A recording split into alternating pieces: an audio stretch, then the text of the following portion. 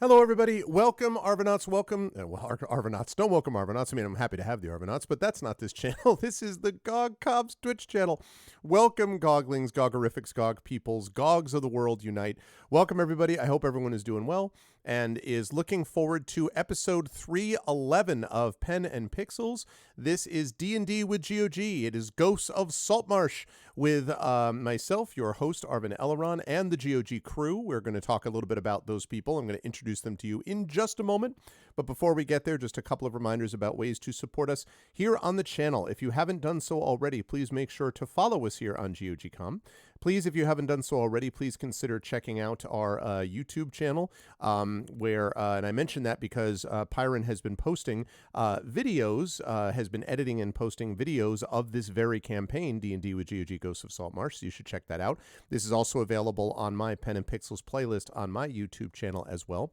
Please consider subscribing to us here on the channel. It gets you those custom sub badges and emotes, all, of course, DRM free to use everywhere across Twitch and to spread the gospel of what GOG actually is. And if you haven't done so already, please consider clicking through to our individual channels, and because we all have our own channels and Patreon subsystems and stuff like that as well. Now, a couple of quick notes that I want to make here, and to do that, I'm going to bring up myself. What's going on, everybody? Good to see you all. Just one announcement before I bring those folks in, which has to do with Talisman, Talisman Adventures specifically. The information that I want to convey to everybody is that we're not going to have Talisman Adventures next week. We will have it next month. The reason for that is because Tasty Chai is going to be taking a step back from the campaign. Basically, Chai has 2 kids and is absolutely swamped in trying to deal with and take care of them. I can confirm some of this myself. I know that feel. That she has 2 young children and just does not have the bandwidth and time to be able to do it. And so we are, since we're in a little bit of a kind of a good place between the first couple of adventures that we did for Talisman Adventures and then the Briar Rose, which is going to start this next big one, it means that it's a good time for Chai to step back. So it's unfortunate in the sense that, I mean, I love having, you know, Chai as part of the group, and she's been there for a long time with both D&D and now Talisman Adventures. But unfortunately, Chai is not going to be able to do this. There's certainly possibilities she could make a return in the future, but she's not going to be able to do that in the short term. So we have still got, of course, the other 3 lovely people, and we are looking now for a 4th person. We think we have a couple of possibilities. So as a result, that means that we're not going to be here That means that she's not going to be here with us, but we are going to have a new person that's going to be joining us, and that will be happening next month. What that means for next Tuesday is that we will either have a second session of D&D with GOG Ghosts of Saltmarsh. That is a possibility. So we will either have a second session, again, that's dependent on, scheduling. It's not 100% confirmed yet. Or we will have some more Celasta Crown of the Magister with yours truly. So I will be here next Tuesday, either with Ghosts of Saltmarsh Part 2 of January, or Celasta Crown of the Magister, one of those two things. So that's what we're looking forward. And yeah, they will be missed. And, it's one of those things that she feels really bad about it. She was having a great time with it, but it just was not something that she could manage. And I very much understand the feel of schedule things be an issue. So that's totally understandable, and we will have her back here. Hopefully we'll have her back here sometime in the future when time allows. But in the meantime, we are going to have someone else joining us for Talisman Adventures. So that's going to be coming up soon. However, right now what we've got is the D&D with GOG crew. So I'm going to unmute myself and apologize to them profusely for having interrupted them and whatever it was they were saying. And then I am going to unmute them. And last but certainly not least, I am going to head over to reveal to you the power of the Ghosts of Saltmarsh team. You can see they are here. They are ready. They are prepared. They've got cosplay. They've got gear backgrounds. They are good to go. They've got a backwards sign that says, upside down sign that says door on it. They've got all kinds of things. That's not true. It's not at all there. It doesn't exist. And I don't even know why I brought that up. It is a pleasure to see the amazing crew, which as I thought of, just before we went live, I was like, this is the first time I've seen all of you, right? So I haven't seen them all year, and it's great to see the crew of D&D with GOG with us. Beginning with the person right below in this wonderful setup, and that, of course, is the amazing Pyron Jade, who has a perfectly functional mouse and keyboard with no problems at all that are working. Everything's great. Everything's fine here. Thanks. How are you? Pyron, how are you doing? How's life in the universe with you, and who are you playing today? Life is chaotic and fine. I'm just things happening. People claiming to see signs that say door. I mean, what kind of sign is that? If you're looking for a sign, would it say door? No. No, it wouldn't. No. It wouldn't. I'm playing Waves Crashing Against Rocks, and I should finally have fixed the name. So I'm going to try this now. You should now, first time, be able to hear the whole sound file. I really hope it works.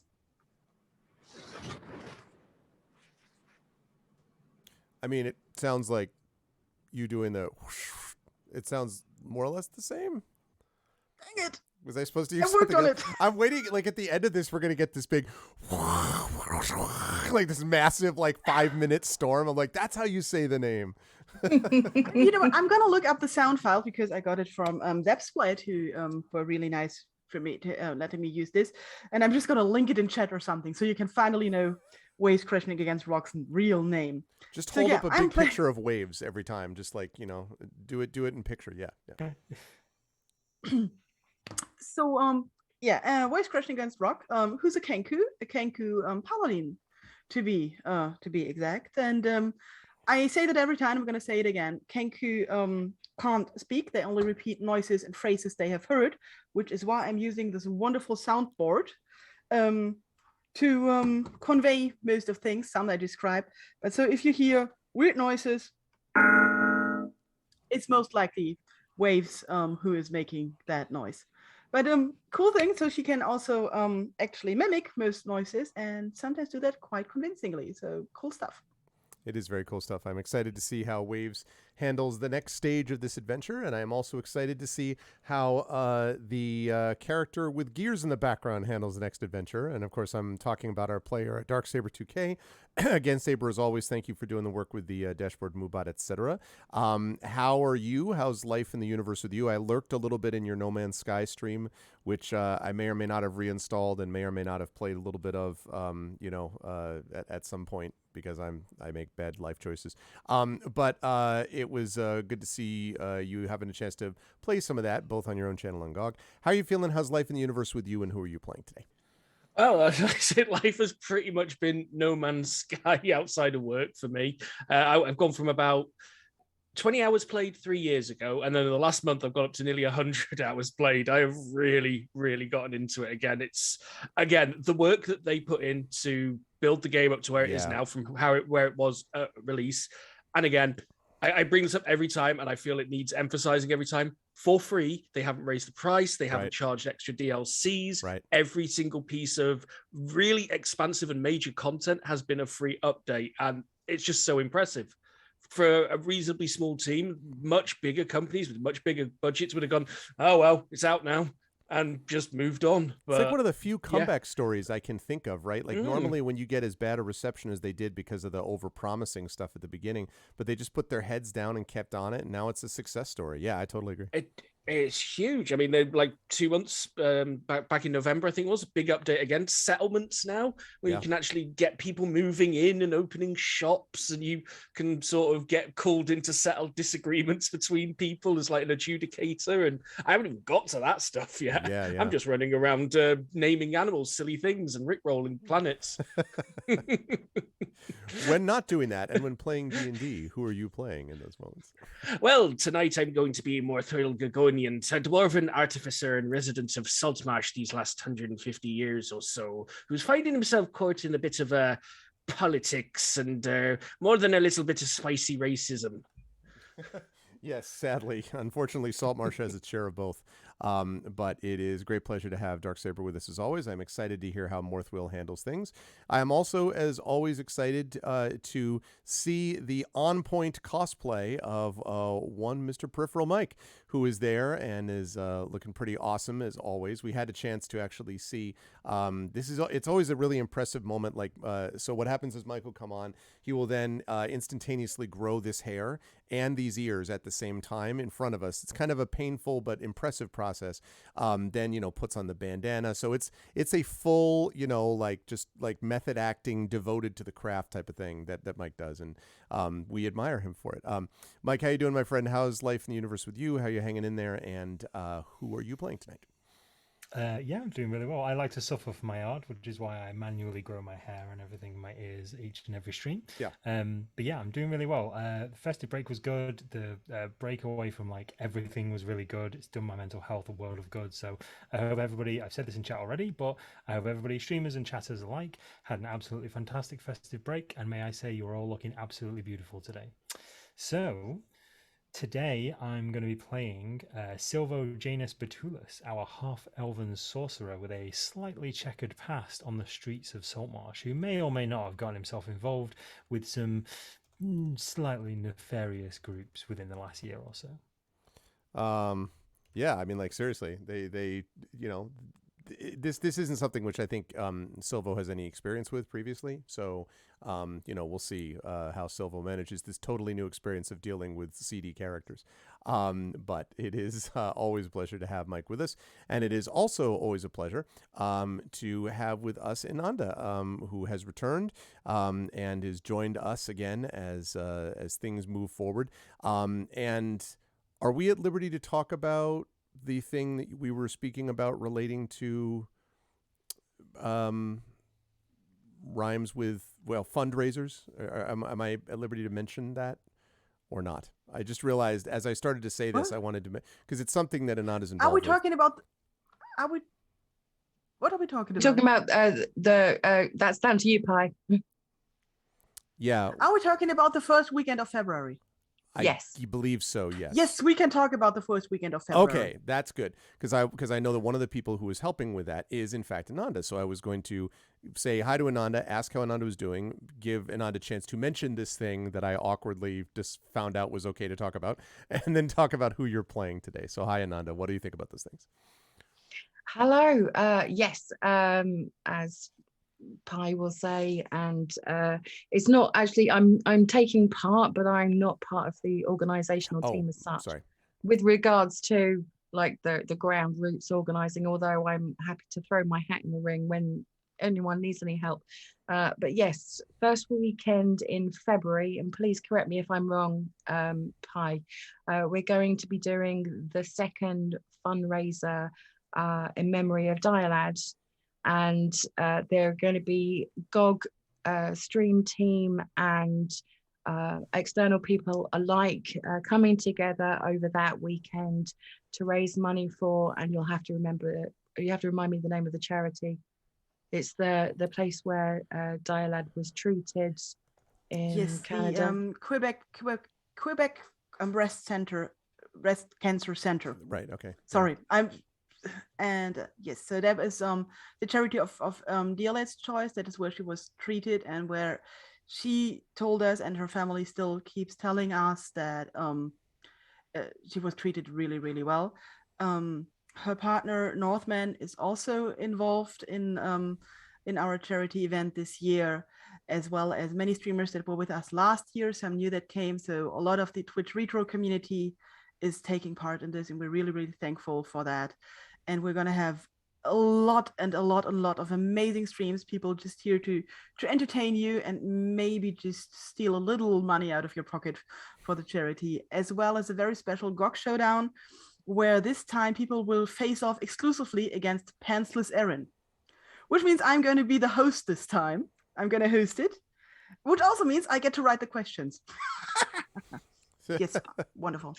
Yes, and we've all heard Pi's questions before. They're not easy, so it's going to be one for the books, definitely. Very much so. Yeah, sorry. I thought for some reason you were also doing organization. So sorry about that, Nana. That was just triply. Oh, no awkward. problem at all. I'm kind of throwing my hat in when I'm able to, but I'm not. She helps so much behind the scenes. Just don't believe her. She is organization. Yeah, there we go. See, I knew it. It's just a lie. When not doing awesome, amazing things like that, Ananda, who are you playing within this campaign? Within this game, I am playing Brine the Bloodthirsty. She's a water genasi fighter. Her formative years were spent on a pirate ship, learning the trade and learning a sense of crewmanship on loyalty to her team. She possibly thinks she's much braver and a better fighter than she actually is, but she tries.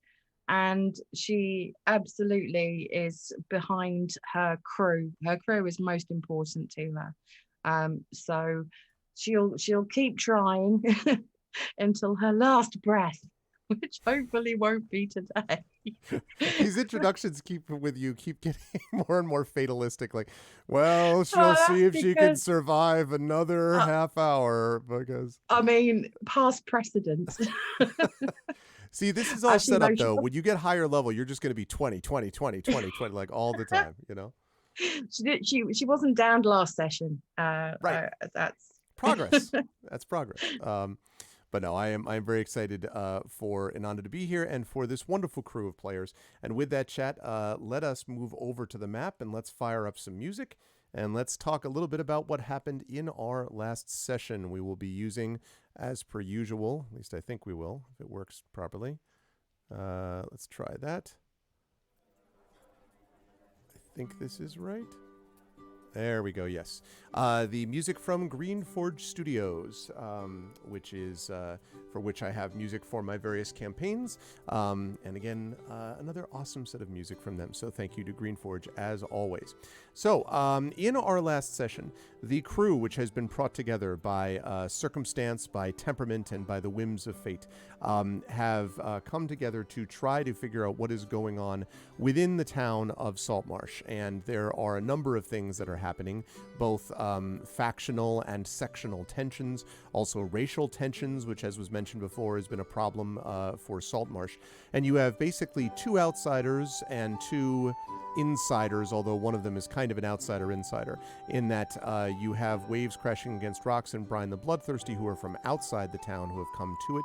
You have Silvo, who is an outsider, not from this town originally, but has been here living on the streets for the better part of a year. And then you have Morthwill, who has been the only one who's really the most, in quotes, native to the area, who's been in Saltmarsh for a considerable period of time.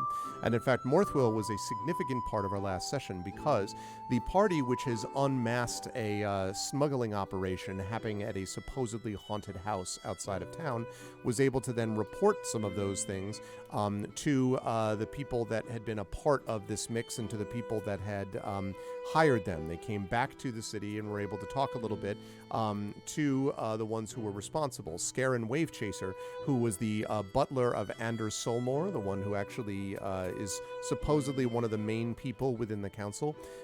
It was Scarin Wavechaser who had given them this mission to find out what was going on with the smugglers in the first place. When they went to that place and ended up bringing it down, they had a couple of things that ended up working in their favor, a couple things that happened, I guess I would say. One of the things that happened was they found this very powerful wizard named Sanballat, who basically let them go, but only at the cost of basically saying that they were going to owe him, that they had to go find an artifact for him. They did not really necessarily do that exactly, and so there is the question about whether or not Sanballat is going to come after them down the line. Silvo, in particular, has some kind of connection now with Sanballat, which was not what Silvo originally intended, but funny thing happens on the way to the forum, as they say. That was one thing. The second thing, of course, was that in that house they met a person named Ned Shakeshaft, who tried to pretend that he had been calling for help, but in fact was attempting to sabotage them, or at least that's what they discovered later on. And so he has now been brought back to the authorities, basically back to the town of Saltmarsh, and has been dropped off there so that they can continue to move ahead with trying to break down this smuggling operation. At the end of our last session, a couple of things had been concluded. The party did some shopping. They had reported to Scarin Wavechaser, and what was left for the party to do was to go back and see what they could do about actually getting the ship that has been used for this smuggling, with the use of a lantern and carefully placed codes that they have discovered when they were in that so-called haunted house from before. So there's that. And then the second thing that was an option for them that was thrown out to them was one of the people that they were shopping with basically suggested to Morthwheel that there were issues with, I don't know why, I just realized that I have the wrong, well, shoot, hold on just a second. I just realized I have the wrong thing up for chat. Give me one moment. Sorry. I is professional streamer. It's that one, or at least it should be.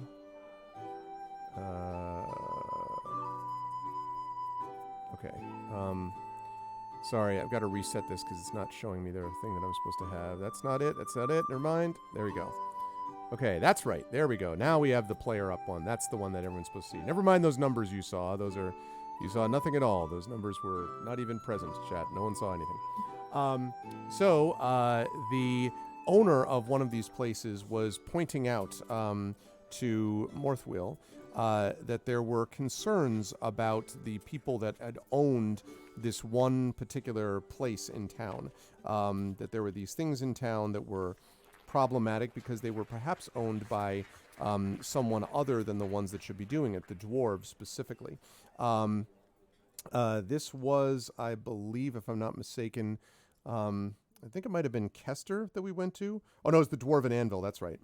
It was the Dwarven Anvil that Morthwheel was basically told by another dwarf that it seems odd that the Dwarven Anvil was run by two humans and not by dwarves, and basically wanted to know how the humans came into ownership of such fine dwarven tools, that there might be treachery, and basically suggested that Morthwheel and company should break into the place and make off with anything that rightfully belongs to the dwarves in that area. So there's that stands out there for the party. There's various information that Brian wants to gather, the reason that she came to this town in the first place that's sitting out there.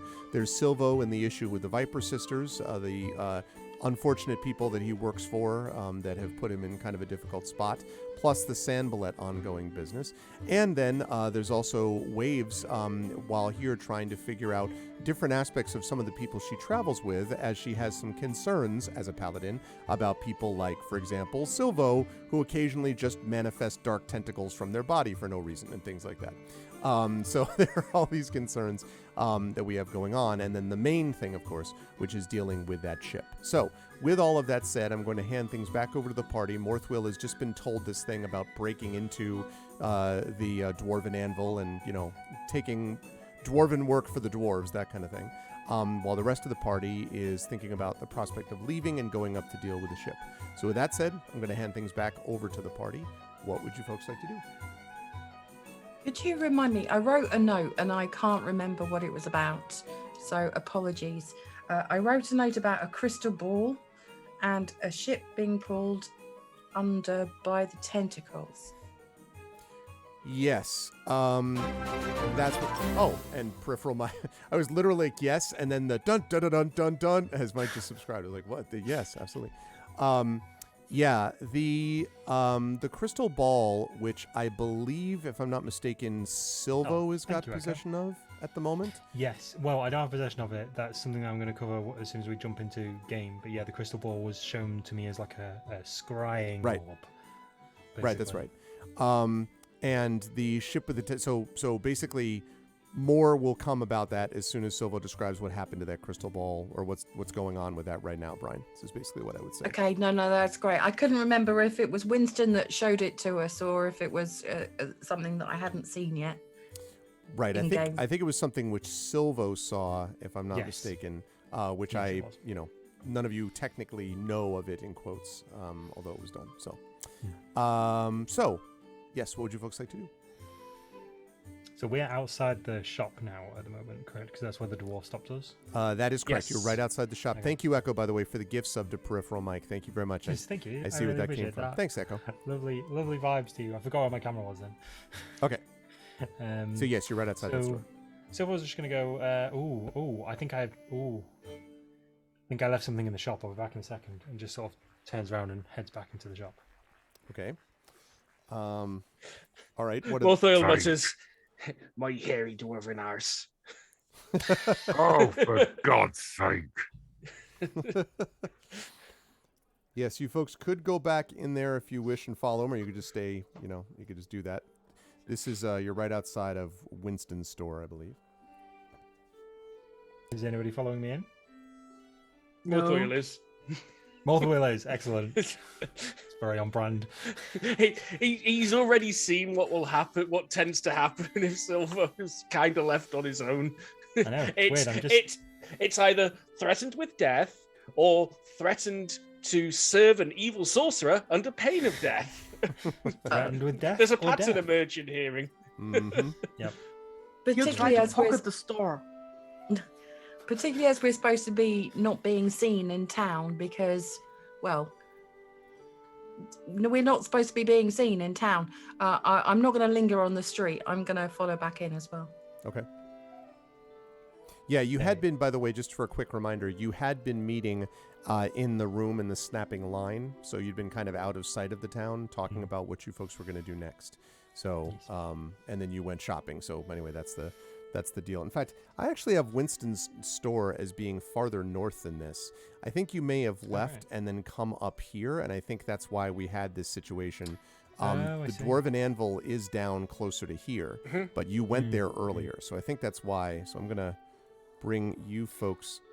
I think we had a bit of RP and no token movement. That's right. So let me bring you folks up to where you actually are. Oh, it's there. Or bring yourselves up, actually. I thought it was here. Right. Yeah, I thought that was That's right. Oh, excellent. We're not that far out. You were 100% right. Okay. Cool. So yeah, sorry about that. So people can move their tokens up this way, so you can be up here. Oh, I see. So yes, near the graveyard. Yep, that's right. You were talking about this area, but you Yeah. were here. Yeah. So They've updated Roll20, I swear. yeah. So yeah, Dwarven Anvil was there, I think, wasn't it? Yeah, it's this grey building here because that's where we walked past. We were cutting. Right, that's right. Yeah. Yes. Yeah. That's We totally were cutting through backyards. Yep. Yeah, cutting through backyards, and I fell over an anvil. Oh, and also one last note, because Brian brought this up last time, which is that Prime Water, remember, Gellin Prime Water was yelling things out at people in the bay, like asking them to bring goods in certain places. And Prime Water is the one that, according to Ned Shakeshaft, is the one who ordered him to do all this stuff to basically lay all of you low. He's another person on the council who is a rival to Anders, who technically Anders Solmar, whose butler hired you. So now we're all caught up. So on you go. And he was actually present, wasn't he? Because he was yelling people to bring stuff in. He was actually him. And we determined that normally he would outsource that to someone slightly more inferior, as it were. That's right. Now, he did not see you, but he was there yelling stuff. So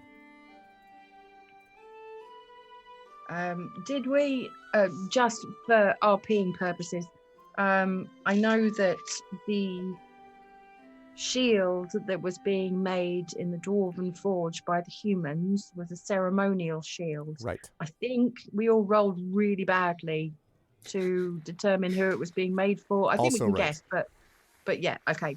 That was just for role playing purposes in my head. Okay, Yep, that's perfect. right. Okay, so so you're outside the store, so you can go right back in if you like the way you did, and Morthwill follows you. And Winston is still there, kind of a little bit sort of because just saw you 3 seconds ago, and kind of. So I look back and I at see you. the others following me, and I'm just like, well, there goes the element of surprise, I guess. I'll walk over to the counter and say, so how much was it for this orb rental system? And he says, I believe we had marked it at 100 gold, something like that. I need to look again. But it was in installments, right? Like 10 gold a week or something? Layaway, of course. Layaway, yeah. So I give you this, and I hand him a small pouch with 10 gold pieces in. I was like, I take that, and every week I settle up with you, right? He says, that's not how layaway works. Layaway means that you keep it here, you put 10 gold towards it every week, and once you're up to 100, you get to take the crystal ball with you. That's how that goes. I thought you wanted someone to test it out for you, road test it, whilst also on rental. Oh, maybe I'm wrong about that. I'm sorry. I maybe missed that note. That's okay, Winston. Everyone makes mistakes. Yeah, hang on a second.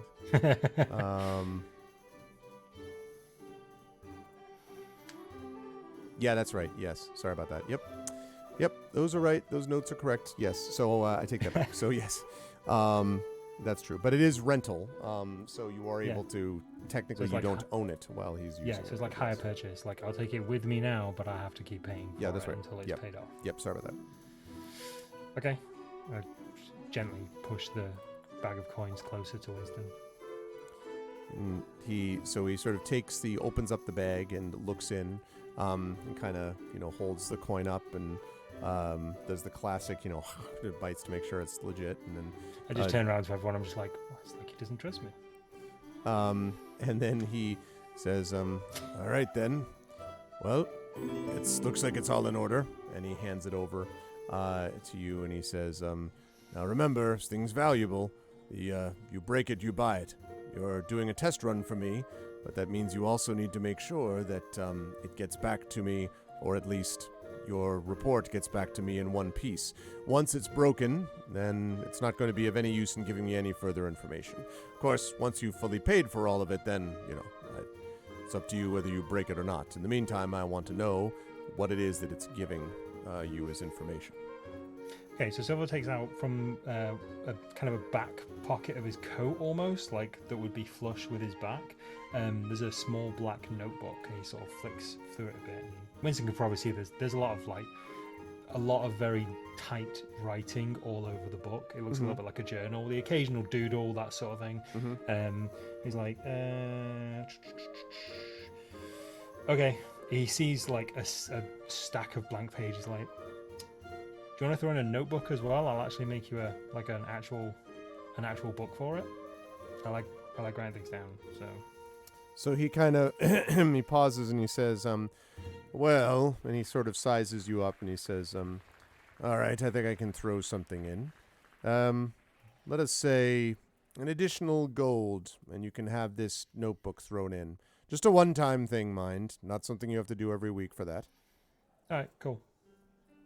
So he hands across a notebook. Actually, I think I have. I can show you a prop. Here's one I had earlier. Yeah. I'll just stand outside the shop waiting. Here we go. It's right here. You've got. He hands you this. Excellent. So you've I'm got. just gonna use my prop of the small leather-bound book that Silver was flicking through. Very nice. So he is willing to do that. Next up on Stationary Aficionados. Yeah, sounds good. Yeah, I will deduct 11 gold from my inventory. Okay. hand, and he says, "All right then. So I'm glad that you're going to be able to use it to good effect. So, if you need anything else from me." Nope, thank you. And turn on a heel and start heading out. Now, Morthwheel, you've been standing there the whole time, so were you just kind of like, glaring or smoking thoughtfully or like... Not glaring, observing. Okay. Glaring's more hostile, I think. With a stern eye. Right, so observing. With just anger. lounging against a wall and observing. Okay, so then, as he leaves, you can follow him if you wish. He just, as Silvo leaves, Morthwheel, you could follow him back outside if you want. Yeah, I give a nod to Winston as I leave and follow Silvo. Okay, both of them merge. So as I pass Morthwheel, I kind of tap the pocket that I've put the orb in, or the paperweight, and say, "This may be useful at some point. Who knows?" Interesting thing for sure, if it works as described. I know, right? Can you Morthwheel, just describe how it works? Because I didn't quite see. Well, I'll take the orb out. No, so what I'm going to say is the orb is currently little, like if you've seen the cinematic Lord of the Rings, like a palantir, like Right. it's wrapped in a bit of cloth at the minute. I look into this, and it could show me an image of what is to come, or it might not. But that's kind of what Winston wants to find out. So I don't know. I'm not massive. We're outside the shop now, right? Yes. Good. I'm not hugely pleased about the arrangement, but I've certainly been in and are currently in worse. And this feels like if we're going to go into some precarious situations, this might give us a little bit of an edge. Surely it would have been nice to know that there was a room full of skeletons and an undead wizard in one of those rooms in that house when we went in there. I mean, the door did say don't open. Oh, it did. Yeah. Or the ambush. Didn't or really the need scream. no prophecy to know that was going to be dangerous. That's true. Or the ambush in the kitchen room in the barracks, or the bugbear or whatever he was in the cave system, or the screaming hallway, or the snake in the well. Anything. Any one of those. If this can help us, like, if I can avoid one of us falling down a hole in the ground and dying, I can try my best. Do you mind if I take a look at it? Yeah, by all means. What I'm going to do is I'm going to, if Brian and Waves want to have a look as well, that's cool. But I'm not specifically going to be like, gather round, children. I'm stood near the door with Morthwheel, just kind of looking at it, and I just sort of unwrap it a bit so you can see it. So Silver's barely finished speaking, and Morthal's got his goggles down, Yeah. and adjusting lenses. Mhm. He's giving it a proper look through his adjustable lenses there, and Brian and Thank Waves, you, are you and- coming alongside? Brian as is Morthwell patiently looking? waiting her turn. She definitely wants to have a look. Yes. She's fascinated. Okay, so could I give it an Arcana check? you can do it. Give an Arcana check, just to see if it reflects magic in general. I gather. Yeah, let's have a look at it, and then I'll do it with guidance as well. So I'll get my bonus D4. Oh, hang on, what did that roll? Damn it, chat's defaulted to the top instead of the bottom. So that's 13 plus. So it's 14. 14. I mean, it definitely seems to be radiating a certain kind of magic, and of course crystal balls are often used as focal points for divination in particular, spells and things of that nature. But there's nothing obvious. You don't see any swirling, mists or visions or anything in the ball at present. Nothing's leaping out at me about this. So, did you get a good look at it before you put your coin down? Yes, and what I saw could have been quite ominous. Let's just say it wasn't a fantastic outcome to what we could be doing at the minute, but what I'm hoping to do is, before we make any decisions to go to a ship, maybe stop for a few minutes, have a look at it again, see if I can kind of rouse something loose. Well, on a scale of well full of snakes to room full of skeletons, how bad was the thing you saw? It's on the scale of well full of snakes to room full of skeletons. It's about sea monster dragging a ship to the Underdark. So not good then. So not great. We've had better days. Again, this is I'm fascinated by this. So I want to have a look in this ball to see if I can see anything. Okay. Right, cool. I'll pass it around. Got myself a bunch of albatrosses around my neck. Obviously waiting till Morthwell's finished with it. I don't want to snatch it out of his hand. Give me that. The precious. Morthwell's sort of crack. Yeah. yeah. Morthwell's done. So if you go to take it from him, he's not gonna. Mine. Yeah. It's my precious. Brian, what do you want to do as you're looking at it? I mean, like, what sort of things are you just staring into I the have heart of it? Or what? no magical ability at all. I'm staring into this, just like willing it to show me something. Willing it to show you something. Make a perception check for me, please. I can do that. 21. Wow, Nat the 20. critical on the perception. All right. See So the day of your death. exactly. Oh, God. You see your own doom. Okay. So you look into the heart of it, and you sort of like delve into the depths of it. And at first you see, nothing. And then there is sort of a shadowy image which becomes clearer. And it sort of looms sort of closer and closer. And it's almost like a silhouette that seems to be coming closer to you as you watch. And you're sort of like kind of find yourself leaning into it, like what is this, as this thing comes, and then all of a sudden you have this weird feeling that something is right next to you, and you realize that the image you've been looking at is the face of Waves gradually like coming over the top, like just sort of looking a little bit at the globe, not stare at, yeah, basically. So all of a sudden you're just, like type of thing. And it becomes clear to you that although you have delved the deepest perceptions of this thing, you think you're just looking at a pure crystal ball. If it does anything else other than reflect things and look pretty, you don't see it, at least right now. Okay. Oh my God, what's that? What's that? Oh my God. Oh. Waves. No, not right now. I have. No. I can't. No. Sorry, I can't see any ships. I saw a Kanku, but she was standing behind me. Well, maybe, and I'll just like softly take it back out of Brian's hand. Maybe it just works different for different people. Who knows? And now Waves presumably has approached as well. I'll be like, Yeah, and I stretch my hand out towards Silvo. donk. There you go. Oh, okay. I did not expect. Okay. You're expecting like a persuasion or intimidation moment. Give it to Just me. something. It's like, here, I go. Oh, okay. Well, okay.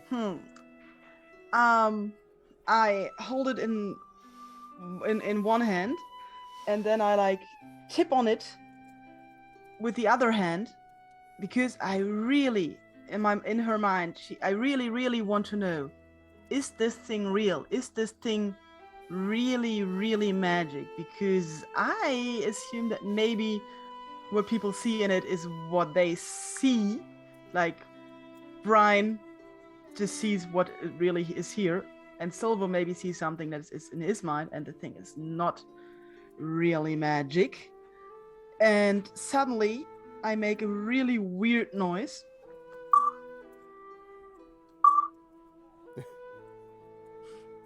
And cast Detect Magic. That's what that was. Okay. Brilliant.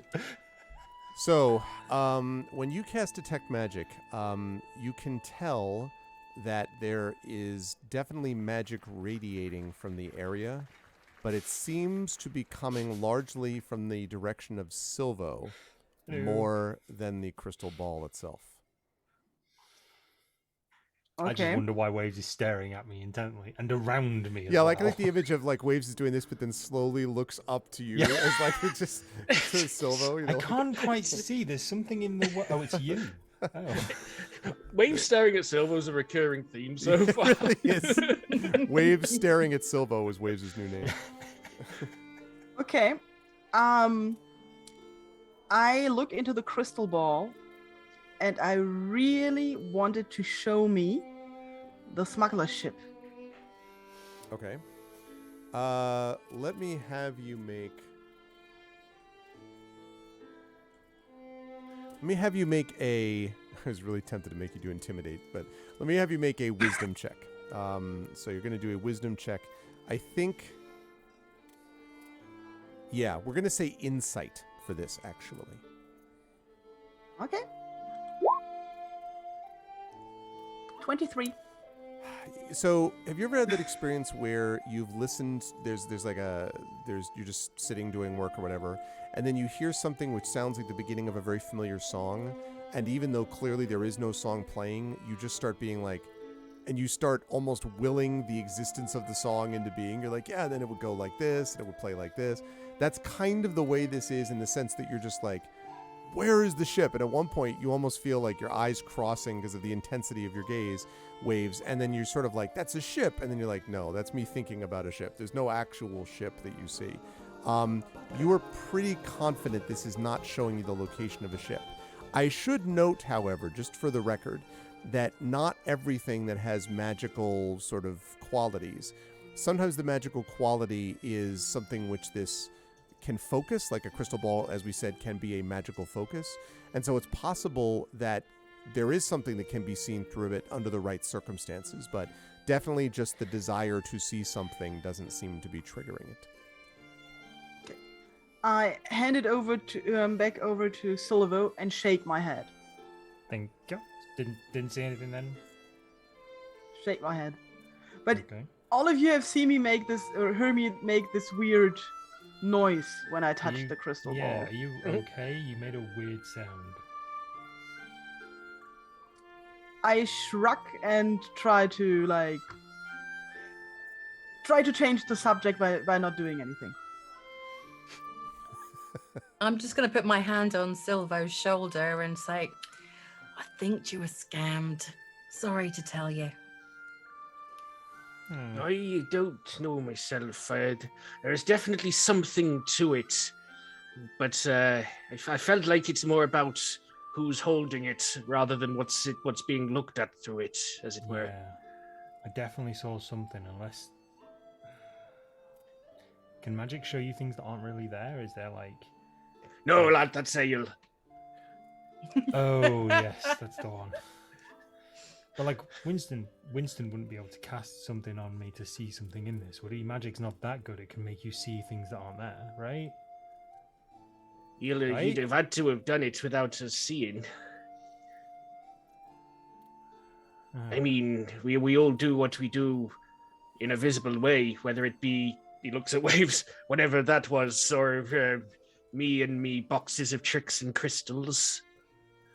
Silver just sort of looks at his hands. Yeah. I guess you're right. Okay, well, I'll put this away for now. I mean, if it doesn't work, it doesn't work, and I can always take it back. I'm out some gold, but I mean, traveling with you lot, I seem to be in situations where I can make some of that up. So, took it back in his pocket. Of course, if we happen to come across any giant tentacles, then you definitely need to think about treasure next time you look in there. Yes, the safest place to be away from sea monsters. As we're sort of like talking, I want to just lean over to Morthwell a second and sort of go, you know, when next time we get a chance, like, can I have a quick word with you? Is that all right? I got the time. Oh, cool. I mean, it could be when we're walking. That's fine. But I know we're doing stuff right now, so just whenever, you know, just you and me. I just want to have a quick chat. Yeah. Just yeah. There's some stuff that doesn't quite make sense in my head in regards to, well, a lot of things. But I don't know.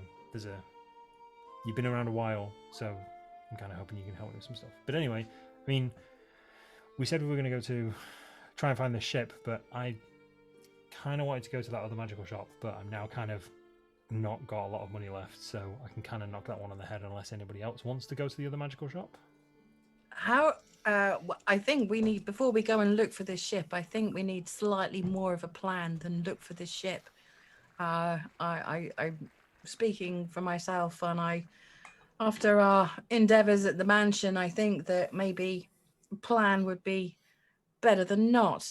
So I was also thinking, how tired is everyone? How rested is everyone? Does anyone need to regroup whilst we discuss what we're going to do next? I mean, I'm happy to go to the other magic shop, but I'd rather be slightly more prepared before we go looking for this ship. Well, I don't mind going to the other magic shop and then maybe finding somewhere where we can sit, have a drink. Obviously, we are kind of not exactly burning daylight, but I don't know how speedy we need to be with this. But I mean, I feel, and Silver just sort of tugs his coat a little. He's like, I'm top of the world. I've never felt better. But that's up to everybody else. You folks What did time of talk day before, is it? just so you know. I was just going to say, like, I think it's probably about midday. You folks actually stopped by and talked for a while at the snapping line before. Yes. But I would say probably, well, let's say early afternoon probably would be the best way to put it. I mean, I don't know much about smuggling, not having much involvement with them directly myself, but I doubt they're likely to be coming into land during the day. Not that they'd see the lantern anyway. That's true. So Didn't we've we got some have time a- in there didn't- before sundown. Didn't we have a book about the tides? Yes. Yes. We have a book Well- about the tides, and we have the lantern signals to tell Yes. them it's safe, all safe. So who has ready the book to about the unload. tides? I have a copy, don't I? I think Morthwill had the book about tides because he picked that up with the book of very illustrated erotica. Yes. The most important of the books. Yes. let's the keep critical, that the clear. critical part We of the will, book. Yes. we will forget throughout the entire campaign. We will forget every other book we pick up, But apart not from that one. book. The final encounter will be won through the sexy book. I am convinced of this. Yep. Yeah, I had as I listed here: sexy book, tide book, evil god book, and a dictionary sheet. Oh man. So yeah, I did. I think, But I think Waves I made copied some of the copies- stuff. Mhm. yeah, I copied. I think did. the lantern signals for all of us. Yes. You did, yeah. But I'm not sure if I copied the tide schedule. So I'll look at Morthwell and make this movement. Morthwell hands over the book of smart. I take it. I put it in my. Hey. I'm not very friendly. Put it in my bag and do it again. Oh, and one of the others. I thought you were a bit into that. He hands over the tide book next, more or less at random. Okay, I take the tide book and I'm not friendly and say, Oh, ha ha ha ha. Morthwell And- chuckles. and I'll check the tide table to see. I would guess to get close to the cave, the ship would need high tide. So I'll check when the next high tide there will be. So it looks like the next high tide is going to be actually happening sometime this evening, early evening. So probably about 4 hours from now or so is, if you read this properly, is what you're looking at. Now the house itself is only about, I think, a half hour to 45 minutes north of town. But if you just walk there normally, and the place where the place where you suspected was like the cove or whatever, like where the ship would come in, was right. You remember the house was up on a hill, up on a cliff. So the cove presumably would be below that in the water. So about 45 minutes to get to that area. Then you have to figure out how to actually get, to where the ship actually docks or whatever. Will it even be dark at that point in time, like early evening? Probably, because we're talking about now, I think we said this is something like late fall. So it probably would be getting close to dark. It might be dusk though, like it probably wouldn't be, pitch dark. But let's say it's 2 o'clock now. by about 6:30 or so, yeah, it would probably be getting fairly dusky around now. Okay, I hold the book so that everybody can see it and point at the line with this tight time. Silver sort of leans in a bit. What is... So tonight? I think that means it's going to be high tide tonight. Which means we should probably go to the house now. If I remember, when we were in the Snapping Lion, we were talking about approaching via sea. I was going to swim round to the cove to check it out, and then we were going to row round there to avoid entering via the mansion. Yes, we're going to do something like that. And then potentially signal the ship to come in. My worry with that, and I'm fully happy to go along with that, is how many people potentially are on this ship that we're bringing towards us. But I don't know. Depending on how far it is out in the sea, I could potentially go and check, but I don't know that we've got that much time. I don't know. I think maybe go and try and find somewhere near, not like exactly the mansion, but that kind of area / caves underneath, however we can, and see if we can signal the ship. And then if it's coming closer, would you, Brian, be able to swim closer to it? You seem quite okay with water. I can swim as fast as I can walk. Wow. Run. So yeah, you're good with water then. Yeah. Nice. And I can breathe underwater, so they don't necessarily have to see me. Crumbs. Yeah, okay, that'll work. Then yeah, I think let's do that. If we want to go to the magic shop now, that's cool. If not, we start slowly making our way to see if we can find somewhere cavey to kind of wait until nightfall. You can whip us up a nice little rope trick for help getting aboard the ship, but it's going to take me, probably the rest of the day until evening. Yeah, I hadn't really thought that far ahead. Hence why I'm not making the plan, I guess. I don't know. Can we get any equipment? Does equipment exist aboard ships? Oh, sure. There's equipment that you can get, like grappling hooks and things like that. The issue is being seen by people as you approach the ship. And then once you use these things, getting them and then you up onto the ship with, relatively speaking, a minimum of notice. Once you get onto the ship, then you'll have to deal with what you have to deal with. But presumably it'd be nice to get there without having people taking pot shots at you the whole time. So.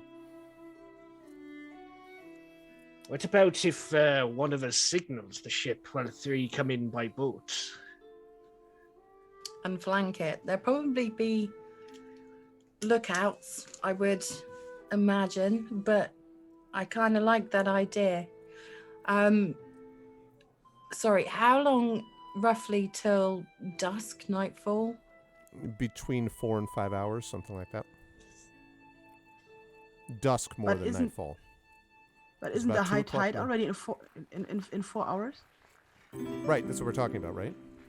Yes. No, she asked when it's getting dark, isn't? So it's going to get dark. I'm just so confused about it. Yeah, it's getting dark at the same time. If you're right about this based on the table, it would be getting dark around the same time that high tide is arriving. That's the theory. Okay. Is there a map in the book or something that shows the cave? Because I know we had some kind of coordinates. It shows coordinates, yes, but not a map, like a physical map that shows anything.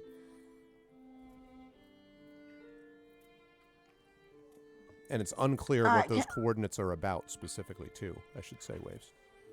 But didn't we figure out that these coordinates are at this specific place near the haunted house? That is yes, if that's the assumption that that's what it's referring to, yes. Because it does connect with it is roughly speaking where the house is at that latitude and longitude, yes. Okay, I'm going for the big pantomime here. So I take out the lantern out of my backpack and put it on the floor.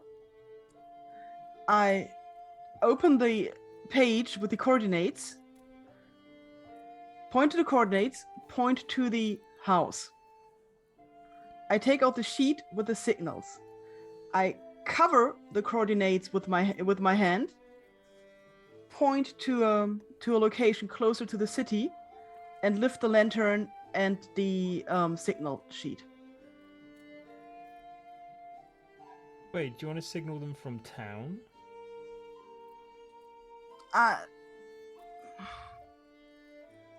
Or like closer to town than the mansion? I mean, that might work. We do, of course, run the risk of it running aground somewhere. How about if we can arrange somewhere to meet before high tide dusk, say in about, if we're 4 or 5 hours away from that time, in about 2 hours, say, so that Silvo's got time to go to the magic shop and Morthwill's got time to build his magic rope. I won't.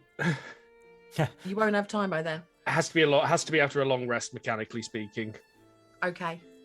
I can go and skirt round and swim round the coastline just to see how occupied and where this cave is, and then come back, and we can decide whether we want to row out to that cave or whether we want to signal the boat.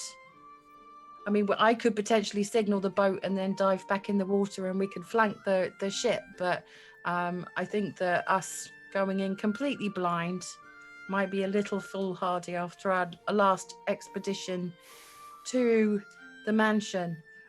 Silvo, I have a question. When you get close, is I can't remember his name. The person that could read your mind. Sanballat, are you talking about? Sambalat, yeah. Will he be able to sense you when you get close? No, I don't think so. It doesn't normally last that long. Well, how about I go and do a little bit of a recce then? I mean, that sounds like an excellent idea. You have the most experience with water. Silver just kind of motions to the fact that you are probably twice his size, both vertically and horizontally. Like, you can take care of yourself. I think that's an outstanding idea. I agree. But I'll need to do this before the sun goes down because my eyesight's not great in the dark. So yeah, if I'm gonna do this, I'll go now. Where should we meet in 2 hours? That's the question. I guess, is there a suitable spot between here and the mansion? How far away, mechanically speaking, how far away was the mansion from the town? It's about something like a half hour to 45 minutes to the north if you walk it at a regular pace, basically.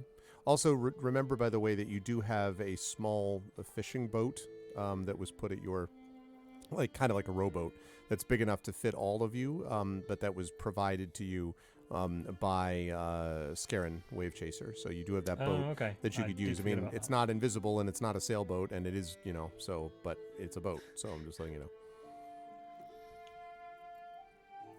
So maybe if we could use the rowboat at some point under cover of darkness and be very quiet about it, no lights, no lanterns, to get very close to the ship. Once, of course, Brian, you know what we're dealing with, and we have actually signaled the ship closer to shore. Or closer to the cove, I guess it would be. Do we have coordinates for the ship itself? No, just coordinates for apparently roughly corresponding to the quote haunted house, but not correspondence for the ship. You do have a theoretical name for the ship, which is called maybe the Sea Ghost, but you don't know anything more than that. That's not ominous. Okay. Personally, I would not like to see anybody fall when we don't know what we are dealing with. So if we can find out more information about what we could potentially be going into, motions to Brian, then that would be fantastic, because I don't know, I'm getting a little bit fond of you lot, so I don't really want to see you get hurt. So. Also, I'm very fond of my bits being attached to my body, so... It will be fine. It will be fine. Okay, so it was a monastery we met at before, wasn't it? Yes, Or it's that just north we were of, healed at, just temple, north but of yes. where we are. Mhm. just north of where we are now. Yep. So why don't we meet there in 2 hours? Okay. And you can tell us what you've learned. Okay. I'm going to head to a patch of water where I'm not going to be kind of overlooked, Mhm. like diving in, so up here somewhere. Okay. And then I'm going to go and I'm going to stay underwater, so I'm not kind of bobbing around, but I'm going to hug the coastline until I get to the cliff. Okay. I will talk about that in just a moment. Before I do that, I will ask the just others. before Brian leaves, I'm just going to turn to her and say, Brian, be careful, yeah? I'll do my best, don't you worry. You be careful too. No making any deals whilst we're gone. I mean, no promises, but I'll try my best. I'll keep my eye on him. I hold my hand out towards Brian to show that I could take care of her stuff while she's gone. Yeah, I'll keep my scimitars with me, but I'll hand the rest over to Waves. Let me just make sure there's nothing I think I'll need. Hang on one sec.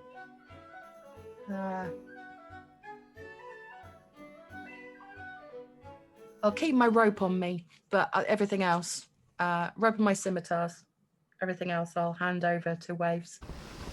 Okay. I take it. Would be bad if you come back and your stuff is stolen.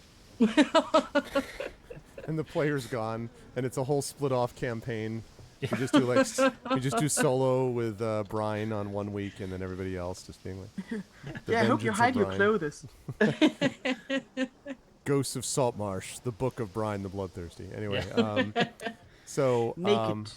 so just to be clear, as Brian is heading off to do this stuff, the three of you who remain, just what are you going to? You don't have to play this out, role play it for me, but just let me know, what are you three of you going to be doing as Brian is doing her thing?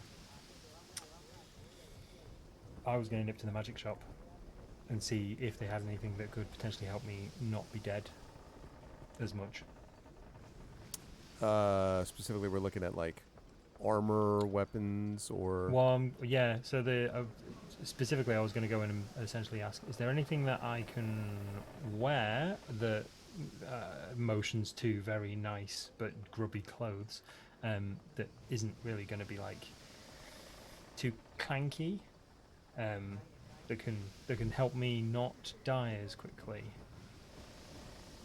So, how much gold do you have? Oh, not a lot. I have 18 gold and 63 pieces of silver. Okay. And what are you wearing at the moment?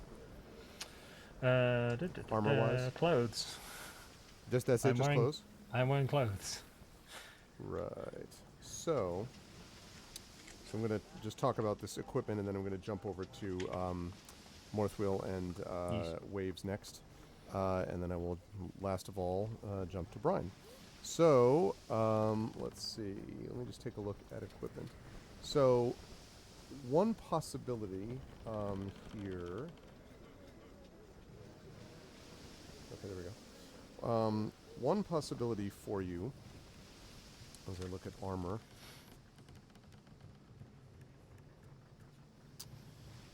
We need to see whether or not you are capable of, whether you're proficient in any of these things. You probably are proficient in some kind of light armor, right?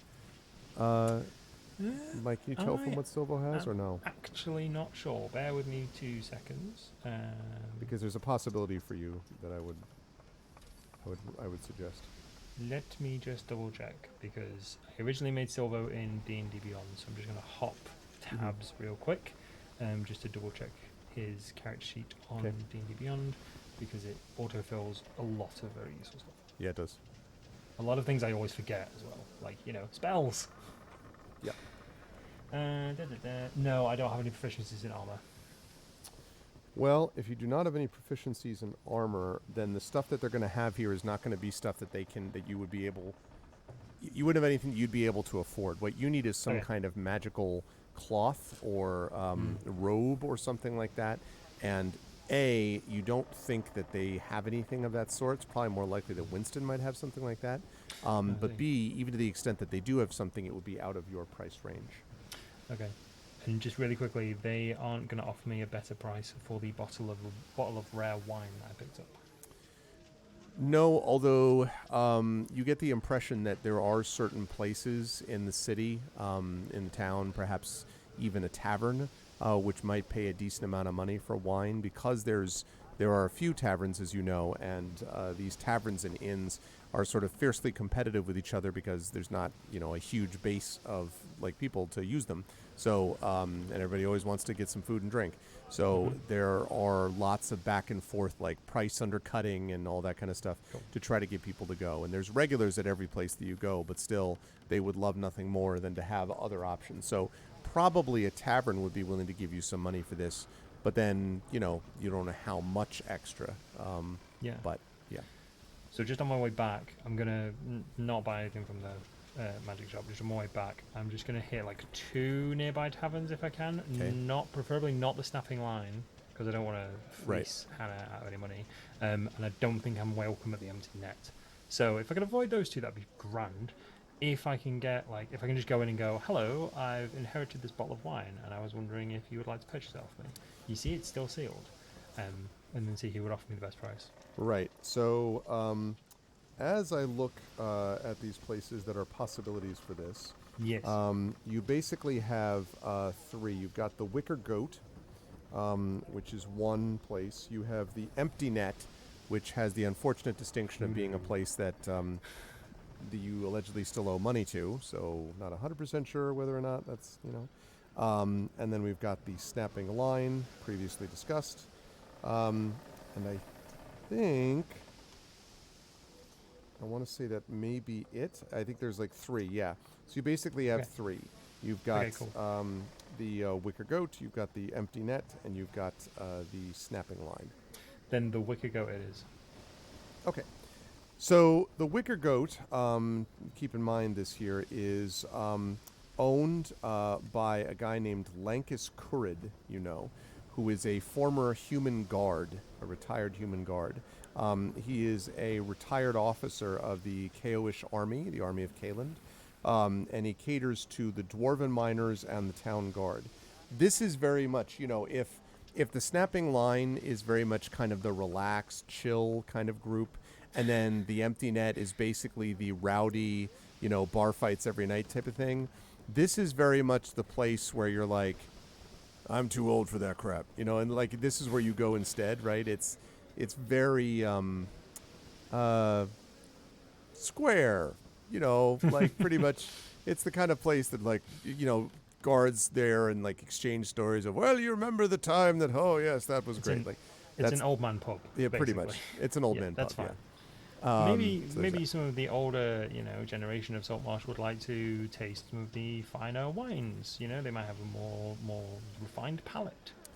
So, as you are able to go in and try to gather information, you can sort of try to figure out the details of it. It is very sleepy at this time. There's not a lot of people that are there. And the ones that are there, from what you can tell, seem to be, not particularly interested. Although one thing you do notice is that there's definitely a focal point on sort of it's like walking into a bar where there's a bunch of ex-cops, and they're all just sort of staring at you the whole time, what are you doing here?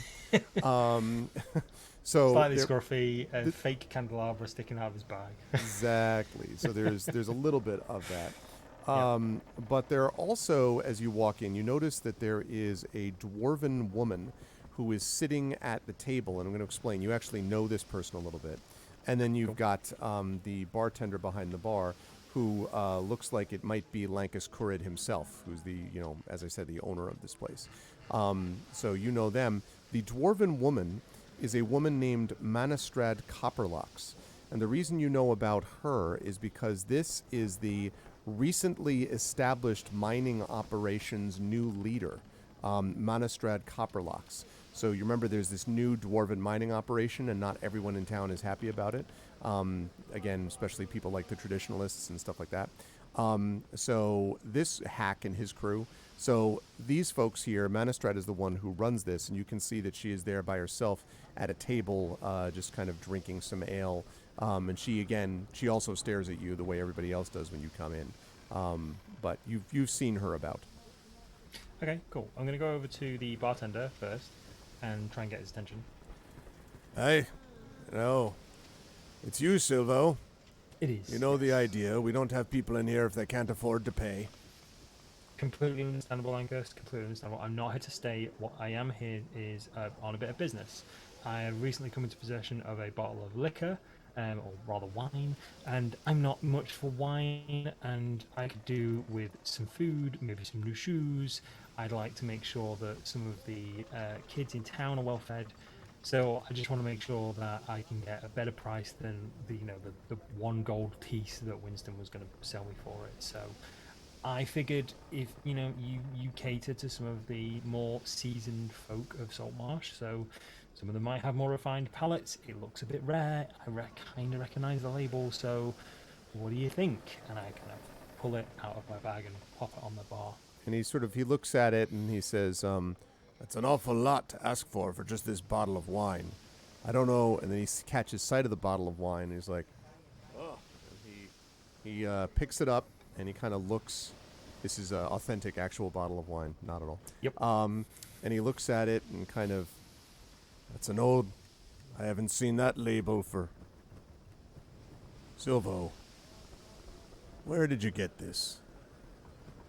The Old Alchemist Mansion. You sure you didn't take it when you shouldn't have, did you? And a couple of other people, it's pretty empty, but a couple other people who are clearly, as I said, the ex-cops, all kind of lean forward, all staring at you, as does Manastrad, the dwarven woman. Found fair and square. And he kind of looks you up and down. He's like, "Well, Didn't take it from anybody. The place doesn't have a current owner, so it was merely there out amongst many smashed items. So I thought, well, it may be some use to try and pass it on to someone who would appreciate it, and then use that money to help some of the more needy folks of Saltmarsh." He nods and he says, "This is a pretty good bit of old wine, and anyone else you brought this to wouldn't know what they were looking at." I knew you would know, though. I knew you would know, Lucas. "I'm sure you did." And he kind of looks at the back of the label and he says, "Well, looks like it's pretty intact. All right, what do you want for it?" Well, I'd like gold, I'll be honest. And he nods slowly. I don't know and he what it's says, worth. We've had some business in the past. I'm well aware. I only know a few tavern owners in town, and you are one of the people I would trust with information like this and something like this. It looks a bit special, so I thought, well, Lankus probably knows if it is special. If I can get a few coins for it, then I can put that to get some bread and some small hungry bellies. And he says, "Well, I'm going to be straight with you. This is a pretty valuable bottle of wine, I'd say. And you said you wanted shoes and clothing and what? Feed the children?" Well, yeah, there's a small gang of, well, the orphan boys, Aye, they've taken stuff from the back of my inn tavern more than once. Yeah, and I'll lean on the bar a little bit as I say this. Yeah, Lankus, they're like me a year or so ago. That's what I'm worried about. I know, but if they don't have someone to sort of look out for them a little bit, they're gonna end up like me now. Like, I'm not. And I kind of look around a little bit, making sure no one's overhearing us.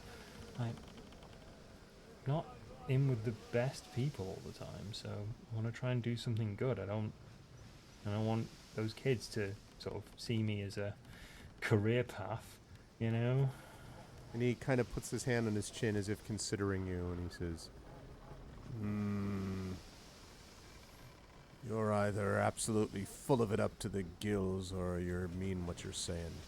Well, that depends on the day. And he nods slowly, and he says, all right.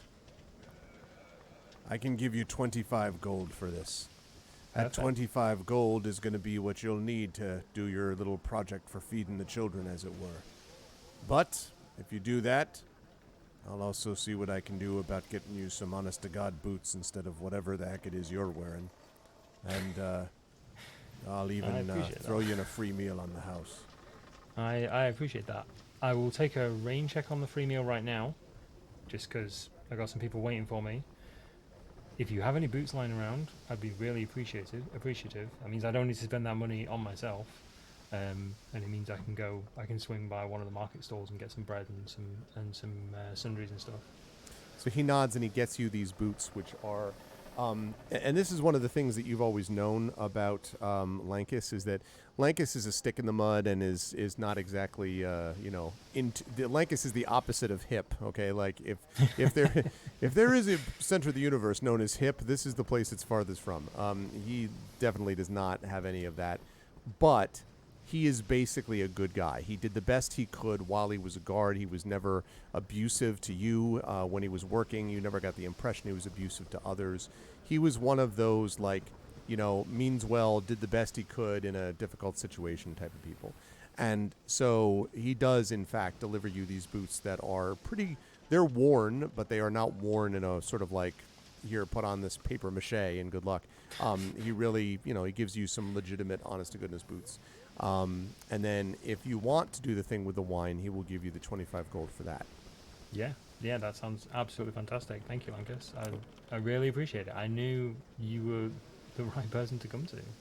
So he does that, and he says, all right, now keep out of trouble, and good luck feeding those kids.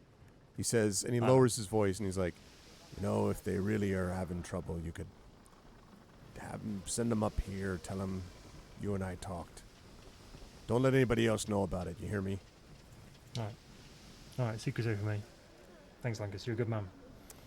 As you're about to leave, Manastrad, you can see, is gesturing at you from the table. There's a moment where I'm walking, not like walking briskly, but I'm walking and I'll slow down for a second, notice that she's gesturing me, and I'm just like, oh, okay? Like I'm being told off or something. No, do you walk over just to the table? Yeah, do I know Manastrad by name? Yeah, you do. Okay. You know her. Again, now you don't know her well. I mean, like, you've just seen her around to say, like, oh, hi, it's her. Yeah. And she It's says, like, it's Manastrad, isn't it? it is. And she says, aye, it is. I won't keep you, Silvo. I just want you to know that if you're ever looking for legitimate work, you know who to come to. I can actually put you to work doing some real things, and not things that are going to involve you working for, and she goes, them. I will lean, not in like a threatening way. I'm going to lean on the table. I'm not going to sit down. I'm going to lean on, but I'm not like leaning on the table, if that makes sense. I just lean so I'm a little bit close to her. I'm like, well, I greatly appreciate that. I'm trying to get out of the current situation I'm in. So if I find myself in need, then I'll come see you. There might be something you can help me with, actually. Someone mentioned something about dwarven tools may or may not have gone into, some human hands, and someone asked maybe if I could have a quick look into it. So I don't know if there's any information you can maybe offer to point us in the right direction. If there's nothing then, we could have never had this conversation. But And she says, if you're talking about the dwarven anvil, are you? Mm-hmm. And she nods and she says, I have heard about it. I've been too busy dealing with our own operation and keeping the bigots here off of my back for me to concentrate too much on that, but it is a little strange, I'll grant you. So I just wanted to make sure that you know, you're the leader of the mining operation. If someone were to claim to be from the mining operation and say, we're looking into this, that's something you might be aware of, right? This isn't some splinter group that's going to start causing trouble for you or your people. And she kind of shrugs and she says, my people. The problem I've got is that I've got to move carefully. You ought to know that, Silvo, as well as I do. I'm a dwarf here, and what's worse, I'm on the council, too. Now, you had heard rumors that she had recently been placed on the council, and it turns out, if what she's saying is true, that she is. And she says, all the bunch of them are mostly dullards. The whole thing's a waste of my time. I'd rather be worrying about the silver deposits underneath that house to the north or something other than just wasting my time with council business. But that said, I was only put on the council by order of the king himself, so I don't have a big power base here. If I start throwing around accusations, I'm going to find myself in trouble. And my job is to keep our mining operation going and my people safe. Of course. She says, I don't know. It seems strange to me, but I couldn't possibly know for sure. If you get the chance, you can take a look more at the workmanship of what they're producing and see whether it's dwarven or not. In the meantime, I've got some tasks I can have you do. If you want to work for me, you know the drill. What sort of work are we talking about? She says, I've got different kinds, but the one I'm dealing with right now, well, and she kind of sighs and she says,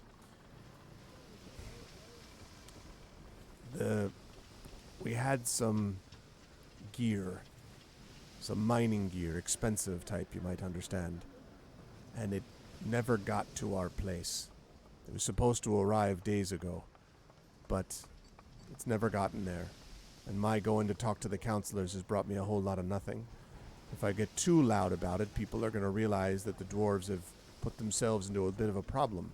That mining gear was going to make it possible for us to be able to mine faster than anyone else and be able to get some of that silver that's up to the north out. Without it, we're going to have trouble, and I can't afford to replace it. So I'm looking for someone who knows something about thievery, Silvo. She kind of raises an eyebrow. I'm sure I might know someone. And she says, so if you know who that is, see if you can talk to them about what it is that happened and why.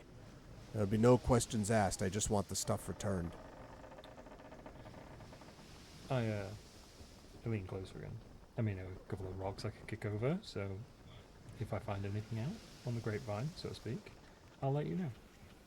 Good. I'm glad to hear it. Until then, make sure you keep your nose clean, and be careful, Silvo. There's always people watching, you know. She doesn't say that in a, there's always people, haha. Yeah, it's the, kind of like... it's an ominous, it's always watching. No, yeah, no, I appreciate that. Thank you, Management. You stay safe. Same. And she nods at you as you exit. In the meantime, so that was what you were doing. We're going to come to Brine in a minute, but I want to ask about Morthwheel and Waves. First, what are Morthwheel and Waves going to do in this several hours before meeting up with Brine? Well, I thought we were with Silvo, to be honest. Nope, not me. Okay. Morthwheel's not really got anything he can think of doing at the moment, so he's kind of stuck with Silvo. Well, he did wait outside the tavern. Okay, so that's fine. So when he comes out, then Morthwheel, you're there waiting for him, and I'll come to Waves in a second. So. Yeah, he's found following Silvo tends to result in extra politics on top of the politics, so he's decided to take a little break from it for a moment. Gotcha. And just enjoy the afternoon breeze. Yeah. So I'll sort of trot out of the tavern. You kind of expect me to go left because that's where we came. I start walking right, and I'm just like, it's this way, come on.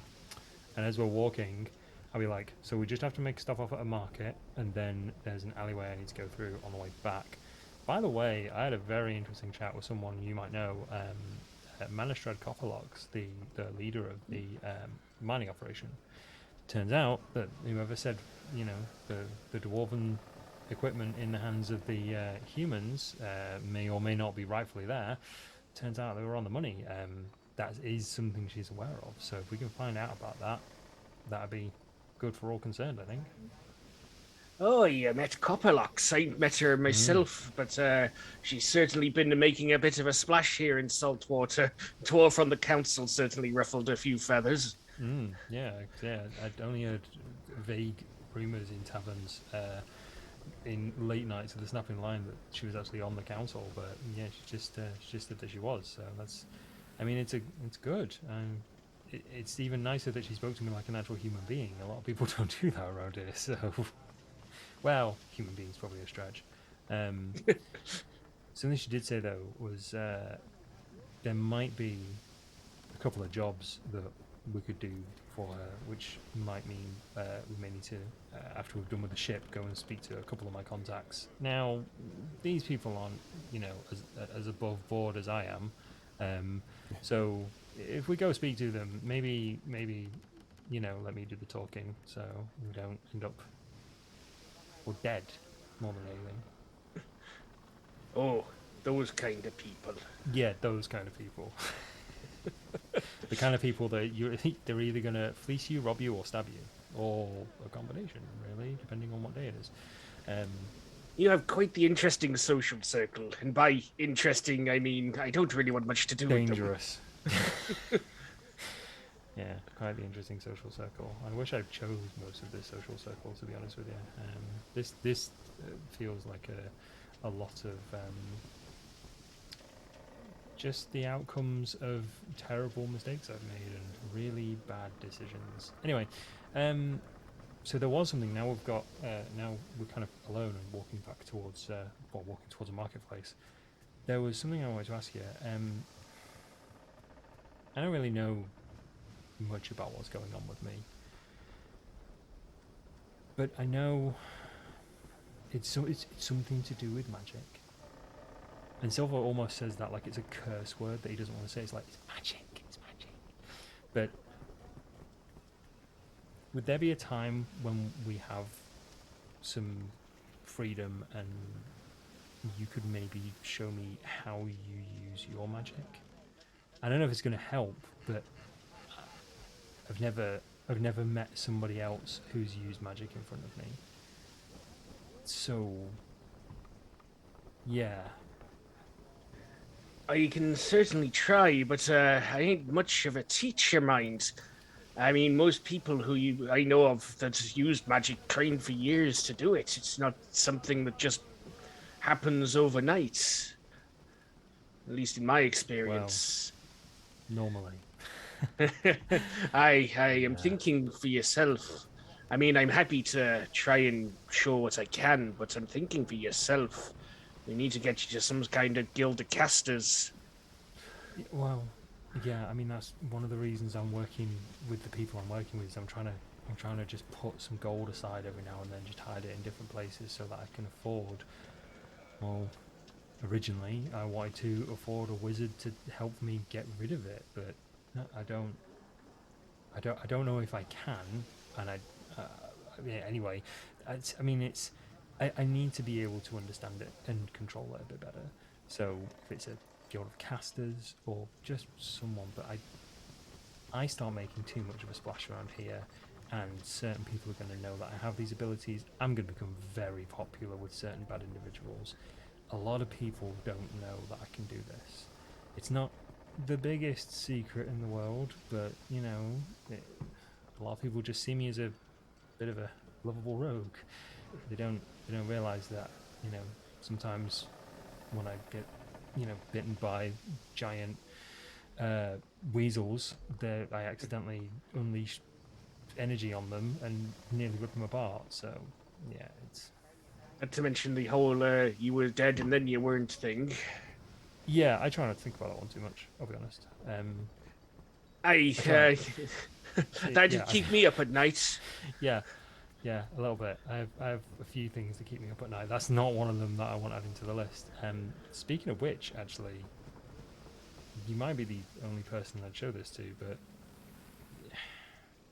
do you know what this is? And he sort of gets his book out, his arcane book that he took from Samblet, and he flicks to the back page with the strange symbols on, and he shows it to Morphiel. Okay, you'll have to refresh me on what I'm looking at here. Half. So. Sorry, I was getting. It's a curious thing. Sorry, can you tell me what you're showing him? at Yes, this moment? it's the back page of the arcane book that I took from Sambala. It's the one with the deep speech written on it. It looks very out of place. I could only pick out like one or two words, but Right. it being of magic, I don't know if that's just because I can't read it. Right. Okay. Let me. I mean, it probably goes without saying I don't have skill in deep speech. No, that's fair. But Silver doesn't know that.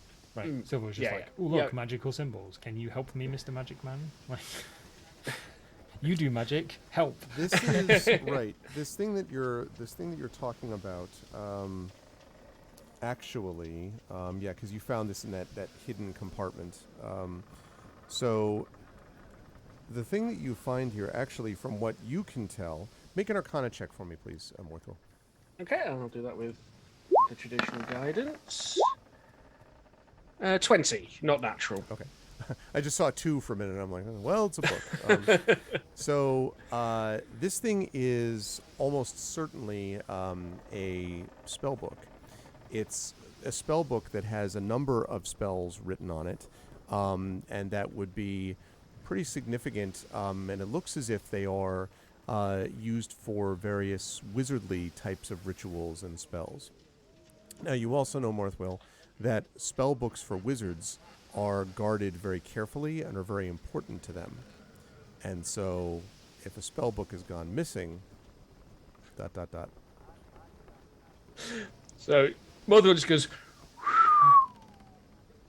Yeah, some big spells. I mean, I can't rightly read the writing myself, but going off the layouts and the way the words are structured and the like, you got your hands on a spell book here. And that's not necessarily good news. Where did you find this? Are you muted? I am muted. It may or may not have slipped into my bag when we were in Sambala's quarters. Oh, So bugger. I was more interested in this bit, and I flick right to the back with like that deep black page. I was like, I kind of figured out like some of this is magic related stuff, but I don't really understand it. I'll be honest, it all looks a bit wordy. So he kind of flicks to the back, and there's the page covered with deep speech symbols that he just doesn't. Can you read this? I can't read that. I mean, I can pick out a couple of words, but it doesn't make any sense. Yeah, I'm afraid, apart from being able to tell that it's writing of some kind, it's scribbledy-gook to me. Oh, okay. Well, that's you might want not to flash that around too much. Oh no, that's why I've chosen this particular alleyway to do it. But well, if Sambalet wanted you before, he's gunning for you now. He's gonna want that back. Oh, goody. We might be in a spot of bother having this on us. Well, more bother. Yeah, I might be, but I mean, this. Oh no, lad. He wants you. Yeah, but we could maybe use this for leverage. If he wants it that badly. It's a good point. Definitely a good point. Leverage of some kind. So yeah, I mean, if you can't read it, that's fine. It's just it looks so out of place. I mean, it's got all these weird symbols on. I think this one says something about exist or something like that. Hey! Don't do that. Hey, whoa. The sky darkens. No, just Okay. He just snaps the book closed really quickly. He's like, okay, sorry. Don't casually read from a spell book, lad. Okay. Yep. Nope. Absolutely. Nope. Got that.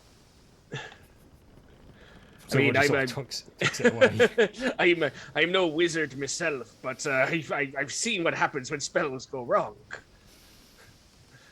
Well, yeah. Like, for all we know, you might unleash a demon, but not read the part about keeping it under control. Got it. Or you might summon rain that never stops, or the like. So that's how there's. I'd like to think that the conversation kind of fades with Silver and Morthwell talking about is that all the so horrible ways you could end the world and by then reading also this this, book. and also this. Yeah. Yeah. Just like, so that's how magic works. Like you have to say things and do things and use things and all this sort of stuff. So like he's But getting you picking have a few to. bits and things. You use it to focus on the results. And as that conversation, as you say, fades out, we fade in on Waves right before I get to Brian. Waves, what are you doing? With her typical kind of nervous energy, Waves rearranges everything in her backpack, make sure everything is packed nice tightly and as much as possible watertight. Then I'm going to inspect the little boat that we have. Then I'm going to inspect it again. Then I'm going to pack my stuff again. And then I'm going to pace while waiting for the others to appear and for night to fall. Now, please. Make it a just investigation check as you're checking the boat. Okay. What? One moment, I lost my character sheet, but there it is. Investigation. Yeah, I'm really good at this. 20. Wow. So you see all. The boat is I have definitely time. The boat is definitely seaworthy. It is ship shape. It is in good condition. And it looks like it's kind of a wide-bottomed boat that is designed to be difficult to swamp. Not easy to flip this boat. So it's not super fast, but it's quite stable and very sturdy. So I mean, barring some massive storm, which is always a threat to boats, but barring that, this thing should stay pretty consistently on the water without trouble.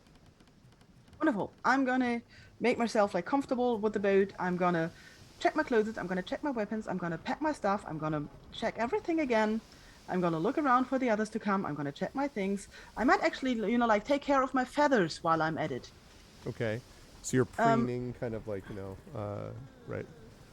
Yeah, stuff like that. That's. I'm pretty sure this is. If nothing happens, which might actually be for like an hour or two. At one point, I'll sit down, and actually maybe, like try to find a bit of calm inside of me somewhere. Mm-hmm. Kind of Like inner peace. try just to clear my head, Mm-hmm. calm down. Mm-hmm. But yeah, that's what I'm doing. I hope somebody comes, please. At some point, Morthwill and Silver are going to come back, but it's probably going to be a while after you've been like, rah, rah, rah, rah, rah. But I would say the two of them start coming back probably about 45 minutes or so after you've left. So you've, at this point, rechecked the boat 5 times and like reorganized your backpack 5 times. And, you have I'm gonna redo the knots. Yes, the knots are now super well knotted after redoing them. And I refolded the sails and I oiled the rudder and everything. Okay. Yeah, it's ready to go. And Silvo and Morthwheel, then you see come up. We don't have to take too long on this because I want to get to Brian, but you see the two of you, the two of them coming up. Or there could be giant tentacles raining from the sky. I stare at Morthwell. It's just so weird that you have to use like things and words to do magic. Like, and people study this. Like they read books on it and they write books on it. And it's such a strange thing. It's stranger that you can do it without any of that, if you ask me. Well, that's all I've ever known. I mean, it just suddenly happened one day, so I don't know any different. But now it's like I don't know, it's like a leaky pipe. I don't know how to stop it sometimes. If I know where the tap is, I know how to turn it on and off. But sometimes I'm just like, oh, sprung a magic leak. Yes, I just keep staring at both of them. Hello, how are you? Yep. Okay. Does that mean she's doing good? I generally just smile and nod. Seems to work. Okay, I'll just.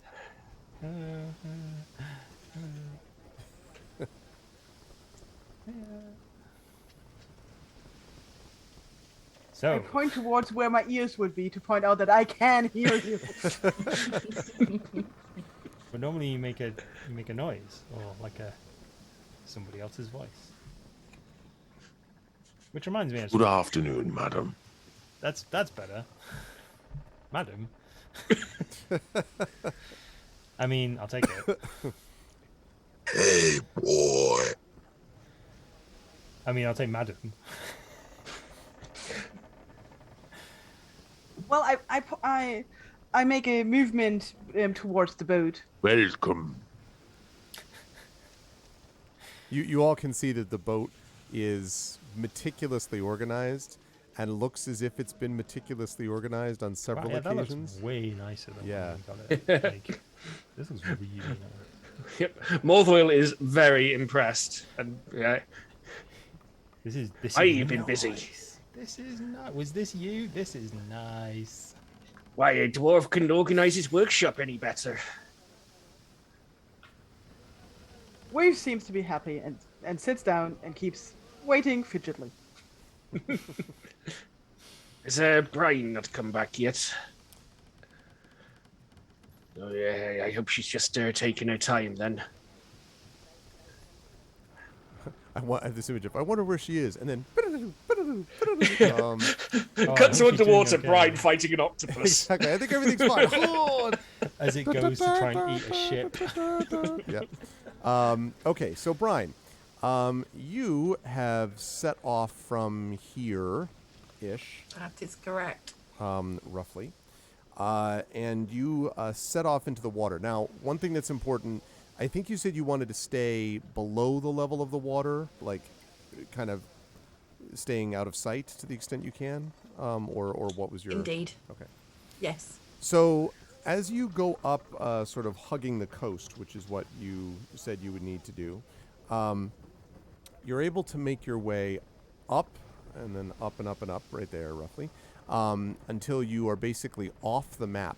And as you go and occasionally kind of look above you through the swirling water above you that's above you as you go, you can see that the shore next to you is getting rockier and taller and is climbing upwards to where presumably the cliff and the house would eventually be found. And without too much time, maybe a half hour or so, because you swim at about the same speed that you walk, I believe, between half hour and 45 minutes, you find that you are closing in on this sort of rocky coast, which looks like it's going to bear off to the west. And as you were looking at this, you can see sort of on the side, as you're looking up, you can see what looks like a group of maybe 2 or 3 what look like figures in leather armor and with sword, and it's hard to see beyond that, but they are standing in what looks like essentially a cove, an area that's essentially cut out from the side of the shore where you are, and which extends backwards into what might be a cave. I need you to make a stealth check for me, please, but you're going to do this at advantage because you are below the level of the sea. Okay. Exactly, crossed. Brooksonner, yeah. It's a spa vacation, yeah. Both 13 or 13, okay. The good news for you is that they, whoever these 2 people are, do not seem to be paying a lot of attention to stuff below the water. They are, you can see, staring out quite intently out to sea, and you don't see anything immediately visible to you when you look out to sea, although you could have to surface to see even further, but you don't see anything obvious. But they seem to be having all their attention focused on above the ocean, basically. The cave that I mentioned extends backwards into basically right into the side of the cliff. And if you had to guess, looking up, you can see the kind of cliff and then the house looming above you. So this has to connect, you would almost guess certainly, with the area that you were before when you came down from the house and then connected this way. Okay. Sorry, I've got a terrible cough, so I'm having to keep muting my mic. So No, it's no I problem. do apologise. Okay, so I'm staying under the water. They're not paying any attention to me. Roughly how far away am I from? I'm assuming this cove gets shallower. So That's if I kind of hugged the wall, I would become more and more visible the closer I get to this cove. Not necessarily that shallow. It gets shallower, but not that shallow. And it occurs to you that it does look as if the cove is fairly decent sized, and that there is what you can see is basically like a dock on the outside of it that looks to be decently substantial, enough that you could have a bigger boat there. Now, you couldn't fit like a galleon or, you know, like a massive kind of man of war, you know, that kind of thing. You'd never be able to fit a ship that big. But you absolutely could fit ships bigger than a rowboat there. So it can't be too shallow or you wouldn't be able to get a boat in. It's got to be deep enough that a decent-sized boat that's manned by a crew could actually get all the way up to this dock. You can also see, by the way, now that you're looking, that there are barrels stocked up near the entrance to the cave that I mentioned is going back into the cliff wall. Okay. So can I kind of get closer to a cliff face where I can be kind of out of sight, out of line of sight, because they're looking out to sea? You could actually go right underneath them, actually, because they're standing right at the edge looking out. So you could, like, if you imagine them, like, standing on top of the little cliff face, I shouldn't say cliff face. Here it's basically the rocky shore. So, and then the cliff is behind them where the cave mouth is. So on the rocky shore, that's like, I don't know, a foot or two maybe off the water. You could actually swim up so that you're literally below them. You know, they're standing here and you're below them, basically looking up at them as they stare out to sea. Okay, can I get as close as possible without being in line of sight and try and listen in to their conversation? You can, although I need to think about whether you can hear. Does it say anything about water genasi hearing through water? I don't think it does. Because you could certainly hear underwater well, and you can hear over water well. I'm wondering if you can hear, like, you know, like that type of thing. I don't know whether It doesn't mention it as a character trait. All right, let me check. Water.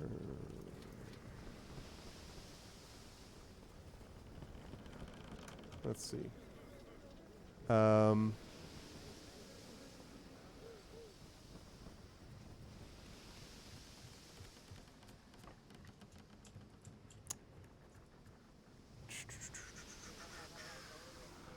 Okay, here's the way you can do this. So, as I suspected, you can hear a lot of things underwater. So, this is what I would say.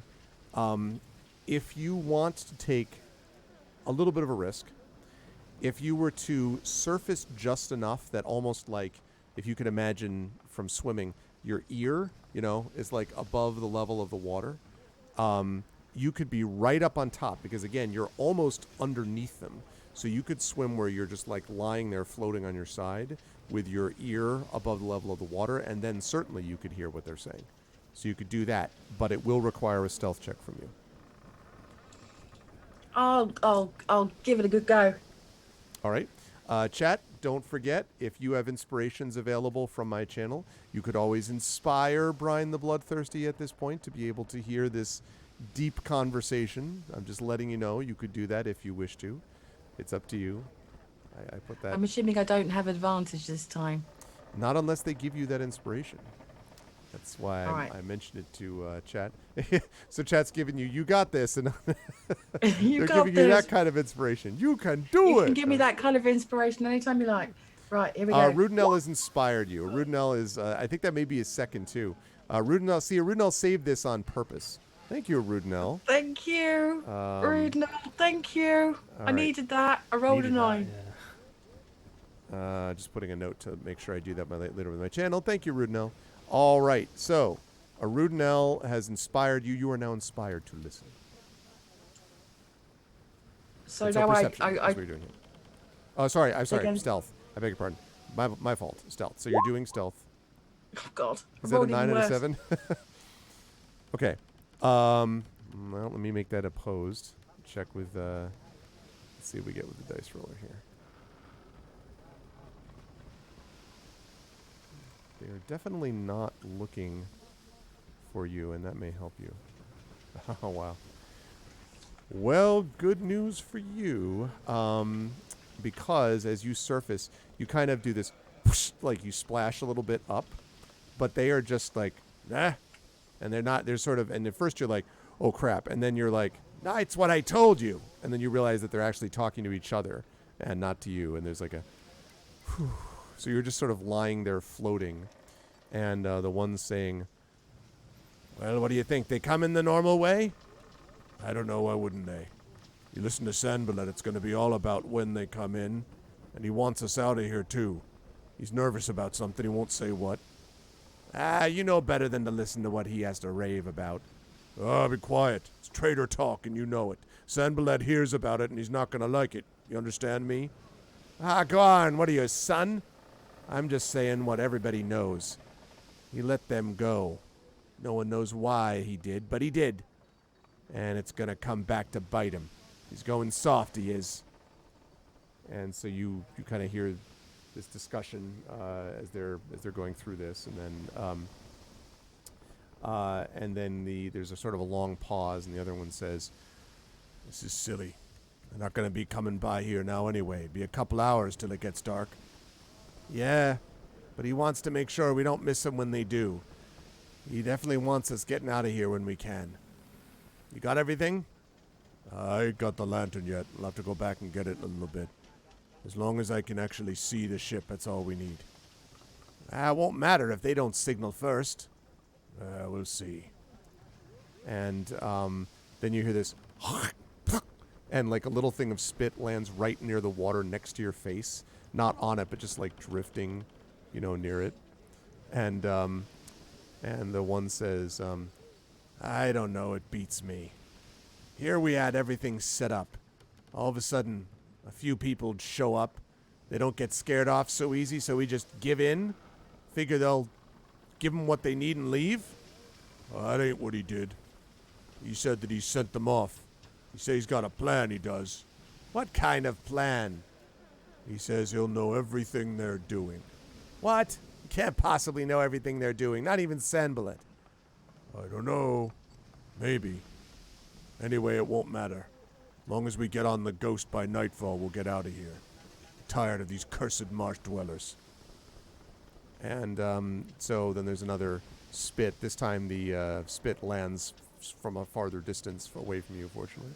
And there's, "All right. Well, if you need to go get what you need to, it's fine." "Oh, no, I'm supposed to watch." "It's fine. I'm going to be here anyway. You go get them, and I'm going to be right here. But make sure you're back in the next minute or two. I don't have to relieve you later." "All right." And there's as something heavy footsteps walk away. And then you hear a...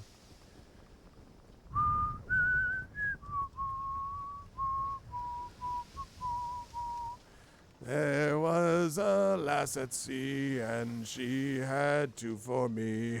Well, I would take her there, and I saw golden..." And it's like singing some sea shanty horrifically badly above you. Brian once took a sea shanty to the knee, so it's quite personal to her. Curved songs. Okay, I'm not going to try and take this guy on by myself. I'm going to do exactly as I said and go back and report to the others so we can formulate a proper plan. Okay. So I don't want to loiter too long around here either, because I said I'd be back in 2 hours and it's like a 40-minute swim. Is there anything else that I can glean from now that I'm kind of like vaguely on top of the water? Can I see anything like in the direction they're looking?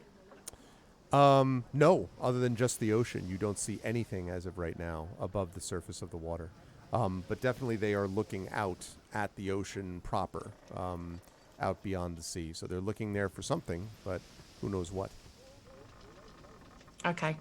I am going to... how you said I'm about like a foot and a half from where this little crevice, where the cove is. That's right. Yeah, you're pretty much almost hugging the area. Yeah, right next to it. Okay. Can I swim like away so that I'm not directly underneath where he is, like underwater? If you dive below, if you stay above, you could well expose yourself. Oh but no, I'm if you- going underwater Okay. so that I'm out of eye, and so you can't see me splashing on top of the water. Yeah, or I'll have you anything. make a stealth check, but it'll be an easy one because you're going to be below the surface and he's not looking at the water for sure. Okay. Yeah, that's fine. That's more than enough. Yeah, you're able to dive below, and with the waves covering above you, you're able to swim some distance. Are you just going straight out, or like how? I want to get to a point where I can not be in front of the cove, so that if they're looking out to sea, they can see me bobbing around. However, I want to be able to see. I'll tell you exactly what I want to do, and you can tell me if I can see it from this vantage point. I would like to get to a point where I can look at the cliff face above where this cove is to see if there is a vantage point from above.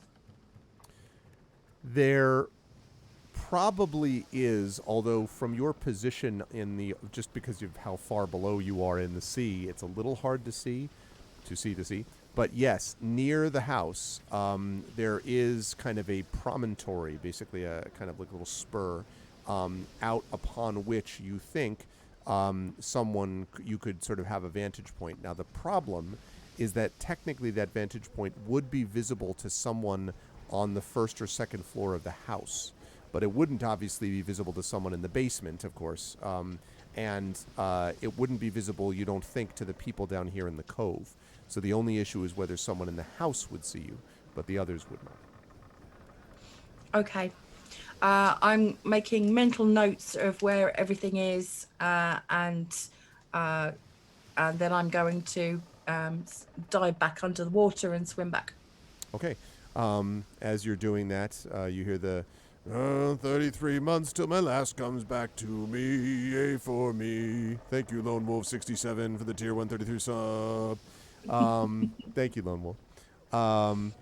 Okay, so you are able to make your way back, and I'm going to fast forward now, although I will quickly reset and say, because we've got about 25 minutes left, so I'm going to reset and welcome everybody to D&D with GOG Ghosts of Saltmarsh. I am loving this campaign so much, and it's lovely to be with Pyron Jade, with Darksaber 2K, with one Mr. Peripheral Mike, and with Inanda, who you've just seen avoiding people spitting and, doing some reconnaissance work and all that kind of good stuff. I was giving him the side eye, making sure that it wasn't going to land on me. It was quite literally the side eye too. You're like,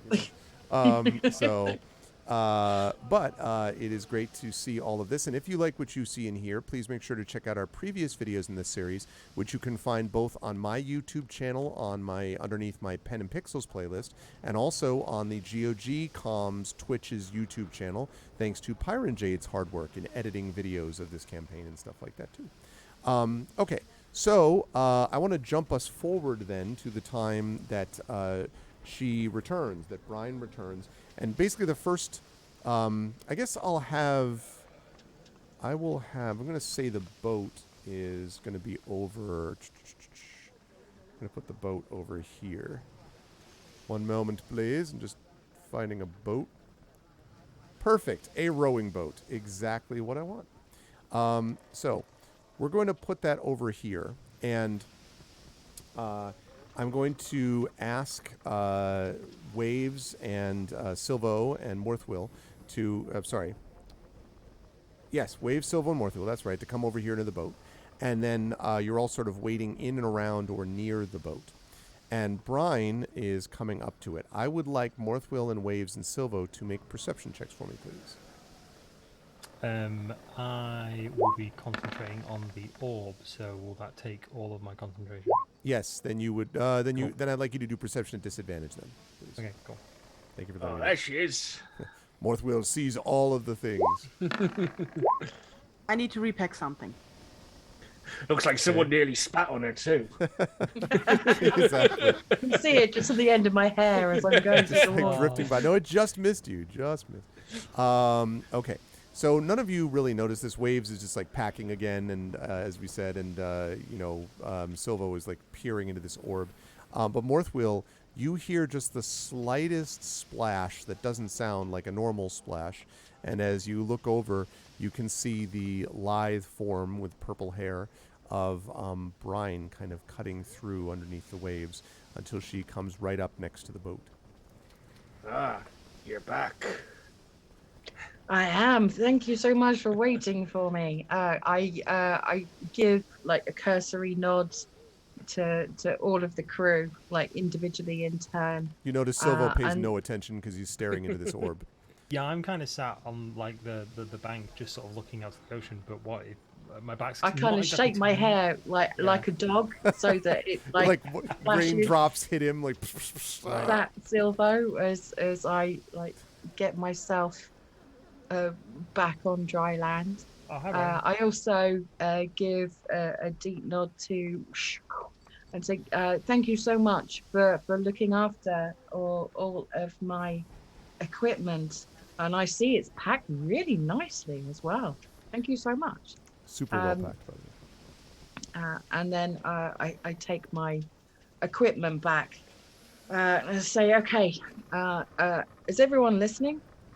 I found the cove. There is a cove directly underneath the house. It's set on the waterfront, about at the moment a foot and a half from the water, but we're not quite at high tide yet. The cove is big enough for a fairly large boat, one that's definitely going to have more than a couple of crew. There are 2 or 3 people waiting for it at the moment. They are armed, they've got armor, and they've been told to keep a lookout and wait. So there's always going to be someone there if we travel in that way at the moment. However, there is a small vantage point that we might be visible from the house if we rappel down to the cove that way. If we approach by boat at the moment, they are going to see us when we approach the cove. What about trying to redirect the boat a bit closer, like away from the cove? They are waiting till they see the signal from the boat before they signal it back. If we wait for that signal, they're going to be confused with 2 signals from the shore. Aye, yes, that'd certainly make him suspicious. It would certainly make me suspicious. I didn't swim out to see if I could find the sea ghost. However, that might be an option. I think we're going to have to clear the cove and call it in from there. How many were guarding the cove? 2 to 3. And there was someone always on guard. We'd have to act fast unless we draw reinforcements. We saw how out of hand things got in that blasted mansion. Yeah, I think we're going to have a bit of a coordinated attack so they don't raise another alarm. We don't want to be inundated with more of Sambalat's men if we alert them. There was one thing that did concern me, though. I had a little listen into their conversation, and they're under the impression that Sambalat not only let us go, but knows everything we're doing. That worries me. I mean, I'd had an inkling he'd let us go after our discussion back at the temple when we were cured of that poison, but knowing what we're doing worries me. Silvo? I'm looking at Silvo's new shiny toy. Okay. I'm looking at Silvo. As far as I know, it's nothing to do with this. and say to Silvo, do you actually know what that orb does? Well, that all depends on what's happened over the last however long we've been sat here, and I've been staring at this. And to stick a quick retcon in there, I'm going to lean over to our dungeon master. Okay. So let's say I've been staring at this for about... Have we been here for a couple of hours? You would have been near for probably, because you were gone doing stuff, while Brian was doing stuff. So I'd say Yep. maybe about an hour, because you went over that stuff there. As soon as we settled near the boat, I'll have sat on the shore and just sort of gotten this out and started looking at it. Okay. And kind of turning it over in my hands and sort of going, well, no one else can really see anything into this. So, holding it up to the fading sunlight and stuff like that. Did anything happen? No. No. Okay. Well, nothing yet. So at the minute, it's just a fancy paperweight. So You're assuming that the magic only works one way. You know that Sambalat was able to read your thoughts. I think we might be underestimating. When I say we, I think we might be, and I'm looking directly at Silvo when I say I think we might be underestimating his power and exactly how much we're being manipulated at the moment.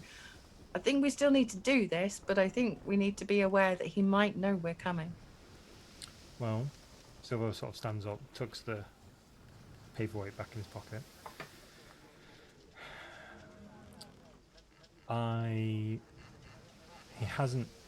No one has read my thoughts. So the way Sambalat and I communicated was telepathically. I can do this with certain people, and they can do it back to me. There was no probing of information, there was no invasion of my mind. That's happened before, and it's not a nice feeling, but I definitely didn't get that impression from Sambalat. Unless he's just better at it than some of the things that haunt my nightmares. Who knows? If there's a concern that he's keeping tabs on me, then we could come up with another plan. I could be a distraction. I could go to the mansion and talk to Sambalat. You guys get on the boat. That's going to put you in direct danger. I'm not willing That's to. not an option. We've spoke about this, Silvo. Come on now. Well, I'm nothing if I'm not a bit dramatic. Silvo, I'm not accusing you of being susceptible to Sambalat, but if he does know we're coming, it's from a few different sources. It might be through some magical interference he has. We might have been betrayed by. I'm quickly flicking back in my notes while I. Yep. Me too. By that person or the other person. That one, yeah. There was this person as well. So Prime Water, wasn't it? Gillen Prime Water. Scaring Wave Chaser. Scaring Wave Chaser. Or his servant. Oh God, what was his name? Shake Shaft. Well, Shake Shaft was according to Shake Shaft. Oh yeah, that Prime was Prime Waters. Waters. And Scare and Wave Chaser was the servant of Anders Solmar. Yes. If that's what you're thinking about. Yeah. So we might I don't know these people. I know you. I'm looking at Morthwell and Silvo. We've been through some experiences together. The bond us as crewmates. I trust you. I don't necessarily trust them. Well, the way I'm thinking is, if he wanted us dead, he could have killed us. Which means if he knows what we're doing and he still hasn't killed us, and the cove's only guarded by one man and he knows we're going after the cove, then we're probably okay to go after the cove. Okay. If he knew we were going after the cove, he would have loaded it up with guards. Or maybe it's they worth. just weren't in sight, but they didn't sound like there were more than a few guards. Okay, if I'm looking around to Waves and Morthwell and Silvo and say, if we go in, we're going to have a coordinated attack and take out these 2 to 3 guards at the same time so that they can't raise an alert. Is there any way we can quieten them? Is there a way that we can prevent them from calling for help? I don't know of anything myself that might be able to do that. Got nothing in my bag of tricks, I'm afraid. I haven't done anything that's not been a bit loud, so I think the quickest and quietest way would be to essentially sneak up on them. Maybe if someone were to breathe underwater, and maybe take them underwater with them until they, stopped being so loud and noisy. I mean, I say in Sambalet's voice, "What is going on here?" Aye, now you're talking. I like the way you think. Distract them with Sambalat's own voice. That is an excellent idea. But I also would like to take this moment to look around to see if somebody is watching us or listening in on us. Perception check, please. And yeah. 21. As you turn around, you are a pretty decent distance. There's a house that's not super far away. Obviously, you can see it right here upon the map. But for the most part, this is an area of the beach where there's not a lot going on, especially as we're now in late afternoon, basically. You don't think so. It's certainly possible that there could be people hidden, maybe, but it doesn't look, as you look up to the left here, up to the left here where the path goes. You don't see anything, and you don't see anything out at sea. So it doesn't look like there's anyone around. Okay. Just being a bit nervous, that's all. Okay. I can already tell you that Sambalet has not said so many useful sentences. I think you were unconscious for a lot of them as well. Yes, yeah, but I think we was not both were. I was not unconscious when we fled upstairs to the very first true. floor when we That's had once very we true. had So there'll be a let couple of loose sentences, I think. the skeletons, and that's what when he said, "Hey, what's going on here?" Because when he came into this room and there was like hell loose there. So, I mean, we only need to distract them a bit, right? Well, the longer we wait, the closer to high tide and sundown it's gonna get. Maybe I think when we arrive there, I think we need to block off the cave first and foremost once we've taken care of these guards, and then signal the ship to come in and hightail it out of there. I think that we just need to take them out as quickly as possible. I can go for a swim with one or two, but I think the longer we prevaricate, the less chance we have of success.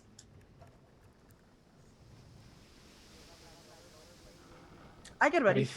Yep, I think we got all the pertinent information we're going to get at this point. I'm still concerned about Sambalat knowing we're coming, but if he knows we're coming, then there's not a lot we can do about it. My impression of things at the moment is we're the only people who don't know we're coming half the time. Everyone seems to know what we're going to be doing before we're doing it. Yeah, I feel that we're sometimes the last to know some of the things that are happening in our own lives. Bilbo just sort of gets his crossbow out and loads a bolt and just sort of taps it a little bit and says, yep, welcome to my world. Okay. Question for Arv, just so that I know, because obviously I would probably be aware of the physics of how it would work. With the rowboat that we've got, is it faster if I kind of help propel it? Like if you help some tow kind it? of like swim and pull. I mean, if someone is rowing in time with your swimming, so if you're doing like kind of the whoosh, type of deals, you know, and you're kind of darting through the water that way, it might go a little bit faster, yeah. And there's also the question, of course, of how you want to approach, because a boat on top of the water will obviously be more visible than a genasi below the level of the water, although it is getting darker. And by the time you get there, if you time it right, it could be fairly dark. But yes, you probably could make it go a little bit faster by towing it underneath the water. Yeah. Okay. What I'm going to turn around and suggest to the others. I'm going to swim and tow you if you are agreeable until we get to just before this cove, and then I'll try and take a couple of them for a swim whilst you approach. How does that sound? As long as towing isn't going to leave you too tired for the any potential fighting. I mean, I know my way around a water vehicle. It's the same as a jog for me. I'll be fine.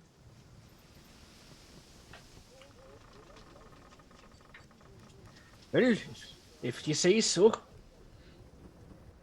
I'm going to swim in anyway.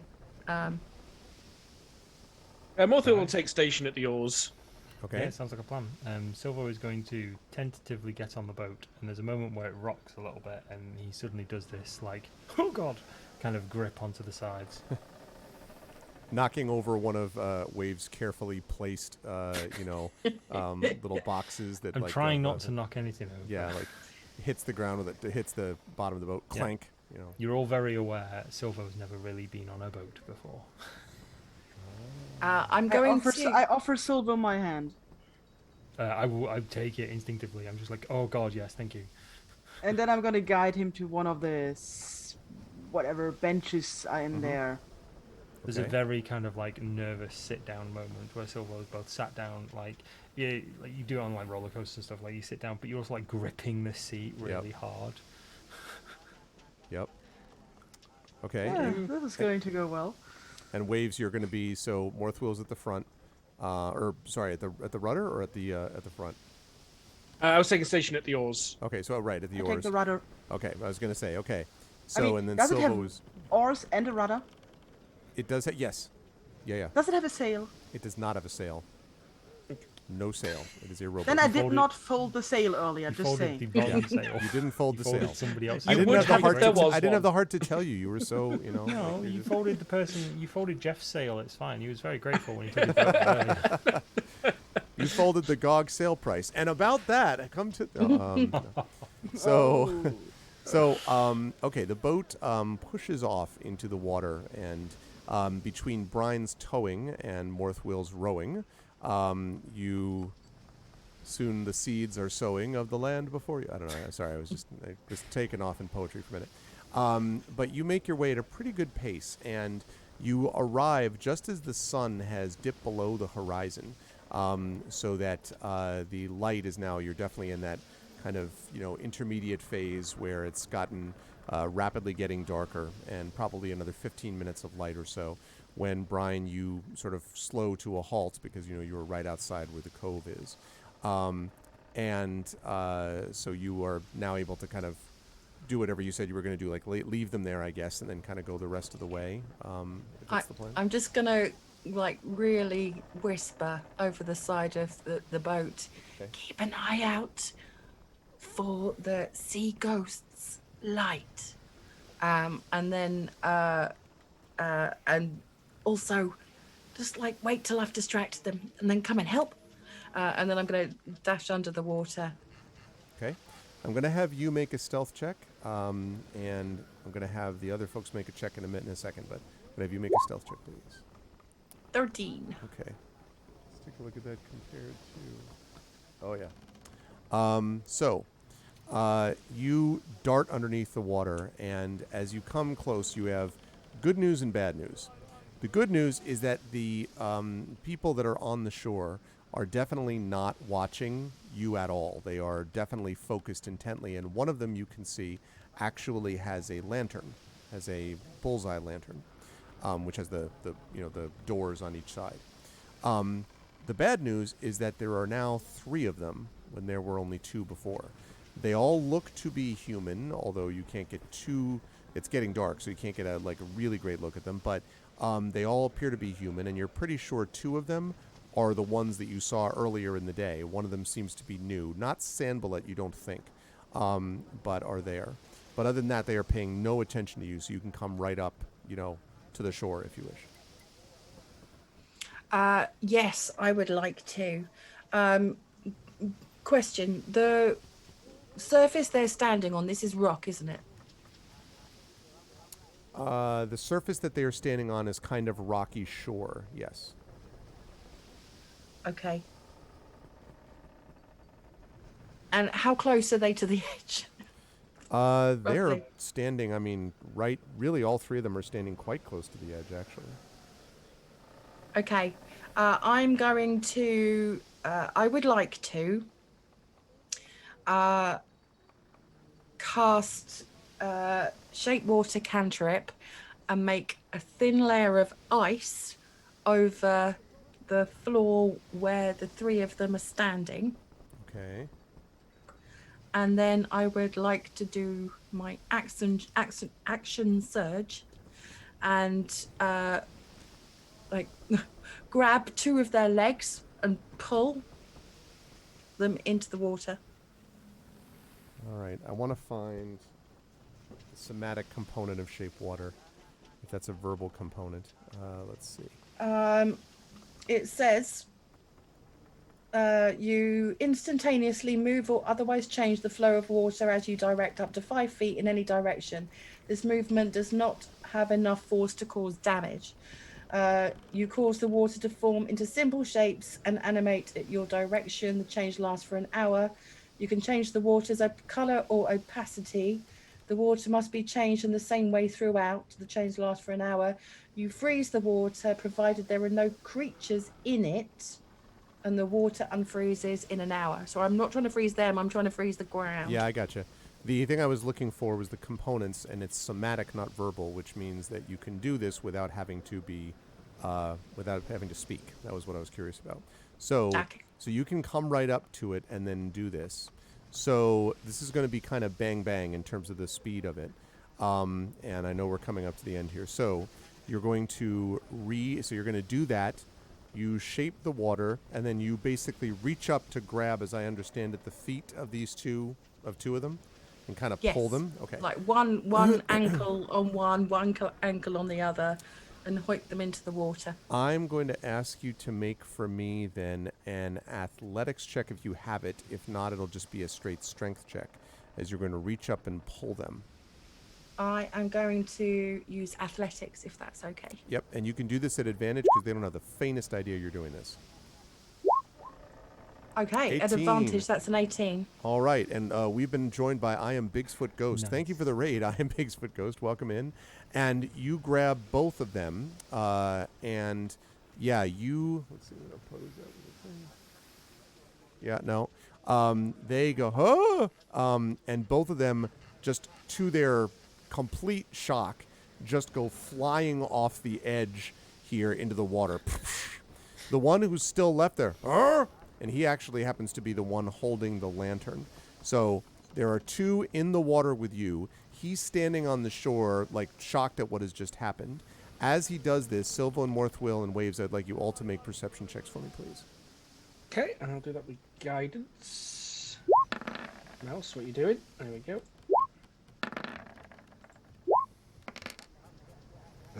Okay. So we have what looks like a... 23. Yep, No so we've got crit. an 18, a 14, and a 23.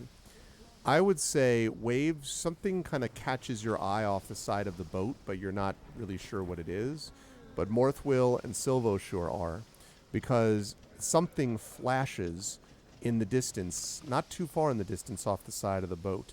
And as you look to your right, to the east, both Morthwill and Silvo can see a long flash, and then short.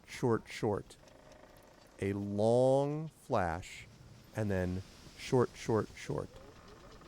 And that is where we are going to end our session for today. So we're going to see what happens, hopefully next week, he said, hopefully, in which we will get this underway and immediately begin to recommence as they try to figure out a way to get onto the Sea Ghost. Good stuff. And good thinking there with the shape water, and I like the sand bullet idea, Pyron. Those are all excellent ideas, so we will see how they all come out. Absolutely a cliffhanger. Well, you know who's not hanging on a cliff? Those two guys, because they just fell off. Hey-o! But it was a great pleasure, first of all, to see Ananda, and we're ending right on time because I know we needed to be done because you need to head off, and I need to also.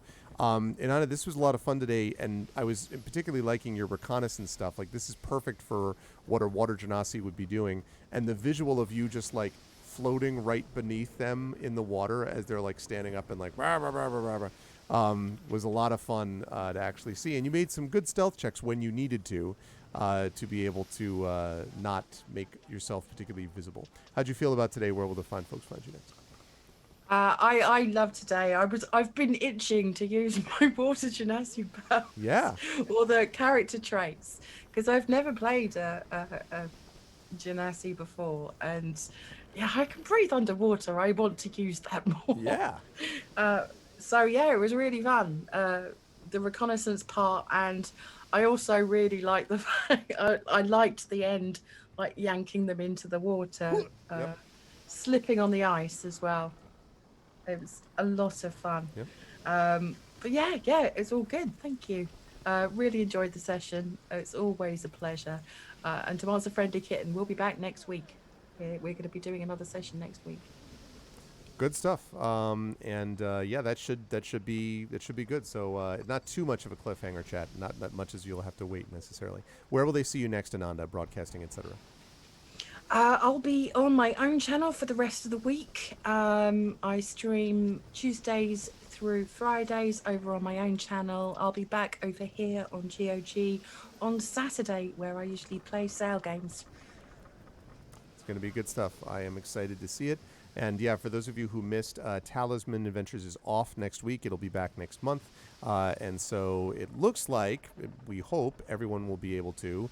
It has to be confirmed, but hopefully everyone will be able to be back for another session of this game next week, which means we won't have to wait 7 weeks like we did last time between last session and this one, which is better, preferable. So thank you, Nana. Good stuff today. Good stuff as well, as always, from Mike.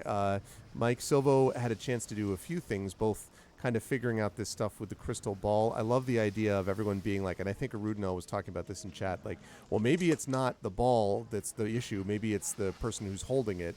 And so the idea that Morthwheel was kind of like, the energy level is coming from, the call's coming from inside the house. Like the magic is coming from Silvo.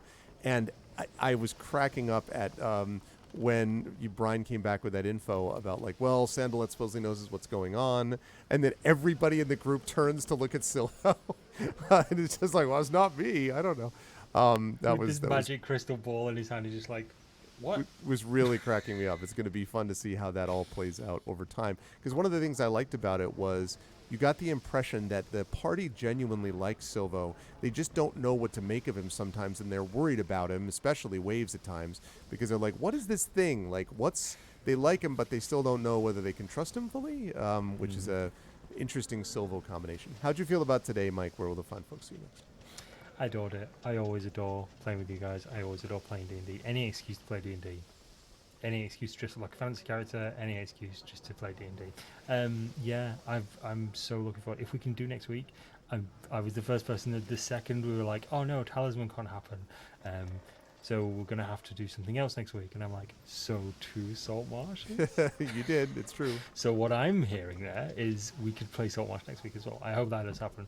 But yeah, if you want to find out more about myself, I haven't streamed for a little while, unfortunately, just because festive break and beginning of the year, and it's tax season as well, so I've got that lovely task to figure out as well. But if you check out my Twitter or my socials at Peripheral Mike on pretty much all of the social channels, I will let everyone know when I'm going to be streaming next, so stay tuned. Good stuff. Thank you, Mike. Always a pleasure. Also, always a pleasure to have Saber with us. And the two things that I noticed about this one here, first of all, thank you for the follow, Wings Crusader on GOG.com. First of all, Saber, the stuff that Morthwheel was doing in terms of like following after Silvo was great. I love the conversation between you and Silvo with, you being like, well, so here's all the bad things that can happen with the spell. And Silvo being like, I just can't believe you do this with books. And that moment where you walk up and Waves is just sitting there in the boat being super anxious. And you walk up and you're just like, and then tentacles, that can happen. It's just like every Waves being like, it was really, really funny. I was loving the combination of that too. And then also, like the continuing increase of not knowing what to make of someone, for example, like Silvo in this situation, but also planning things out. Because something has to be done to deal with this potential threat and everything. There's just a lot going on that Morthwheel is going to have to address one way or the other with the rest of the party. And so it was interesting seeing someone who's like solid and steady, but also like, I don't know what's going on with some of these things. Like, why do you have a spell book? What is this? Like that kind of thing. That was fun to watch. How did you feel about today? Where will the fun folks see you next? It's been a lot of fun, as always. Been great to get back with everybody after 7 weeks. It was like, I thought it felt like ages, but felt yikes, like forever. 7 It did. weeks. It was, yeah. Yeah, I always enjoy coming back to Morthwheel, and it's going to be interesting because I think there's potentially going to be divided loyalties for him coming up, because the dwarves seem to be at least asking at the moment, but it might turn into demanding things of him at some point, and they may not be in the party's best interests, or possibly in Saltmarsh's best interests. So it's a lot of things he's trying to get a grasp of before they get a grasp of him, as it were. It's been a lot of fun with Silvo. Like, Silvo's like, so how do magic? I'm just like, I'm not that kind of magic user, but I'll try. It's got stuff that they say is just don't mess with this. Like, I love the idea that you're like, I don't know what this is, but it's bad. I mean, like, it's a problem, Yeah. I make cogs and crystals. They do the magic. So that's been a lot of fun. And yeah, it's also been just because I think this one's been nice for me, because I got to sit back a little bit more, and because I got most of what I was wanting to do done in the last session. Yeah. So this was more about the others getting to do their own stuff this time. So I just got to sit back and react a bit more rather than being proactive, which is nice now and again. But yeah. So until I guess next week, it's looking like when we'll see how we bugger this one up. I mean, so far so good. The first part of the plan sort of worked. That is actually true. That's after how many years of this now, I'm not accustomed to something going this smoothly. That's right. It's just the timing of when the boat shows up may not be perfect, but like, hey. People getting set on fire. Yeah. Exactly. And it working. We make plans, and then it's usually the first roll's a nat 1, and that's that. That's true. Well, I actually wondered a little bit if she had pulled down the guy who was holding the lantern. And like, if the lantern goes up, if the people in the ship see like, oh, it looks like everything's fine. I saw 3 flashes just then and then a splash. That means they're like, but he's not that person. Yeah. Anyway, where will they see you next week? Yeah. So I'll be back here tomorrow. I haven't fully committed to a game yet, but No Man's Sky is kind of, it's kind of my default game at the moment when I've got nothing else going on. Still got loads of stuff I'm trying to get done in that game, because just the amount of content that's in it now is crazy. So probably going back to that, and I'll be back on my channel on Thursday, where I'm playing through the SNES game Terranigma at the moment. Oh, good stuff. Yeah, I had not thought about that game for a long time. Wow. Cool stuff. Thank you, Saber. Always a pleasure. And again, thank you again for work with Boobot and Dashboard as always.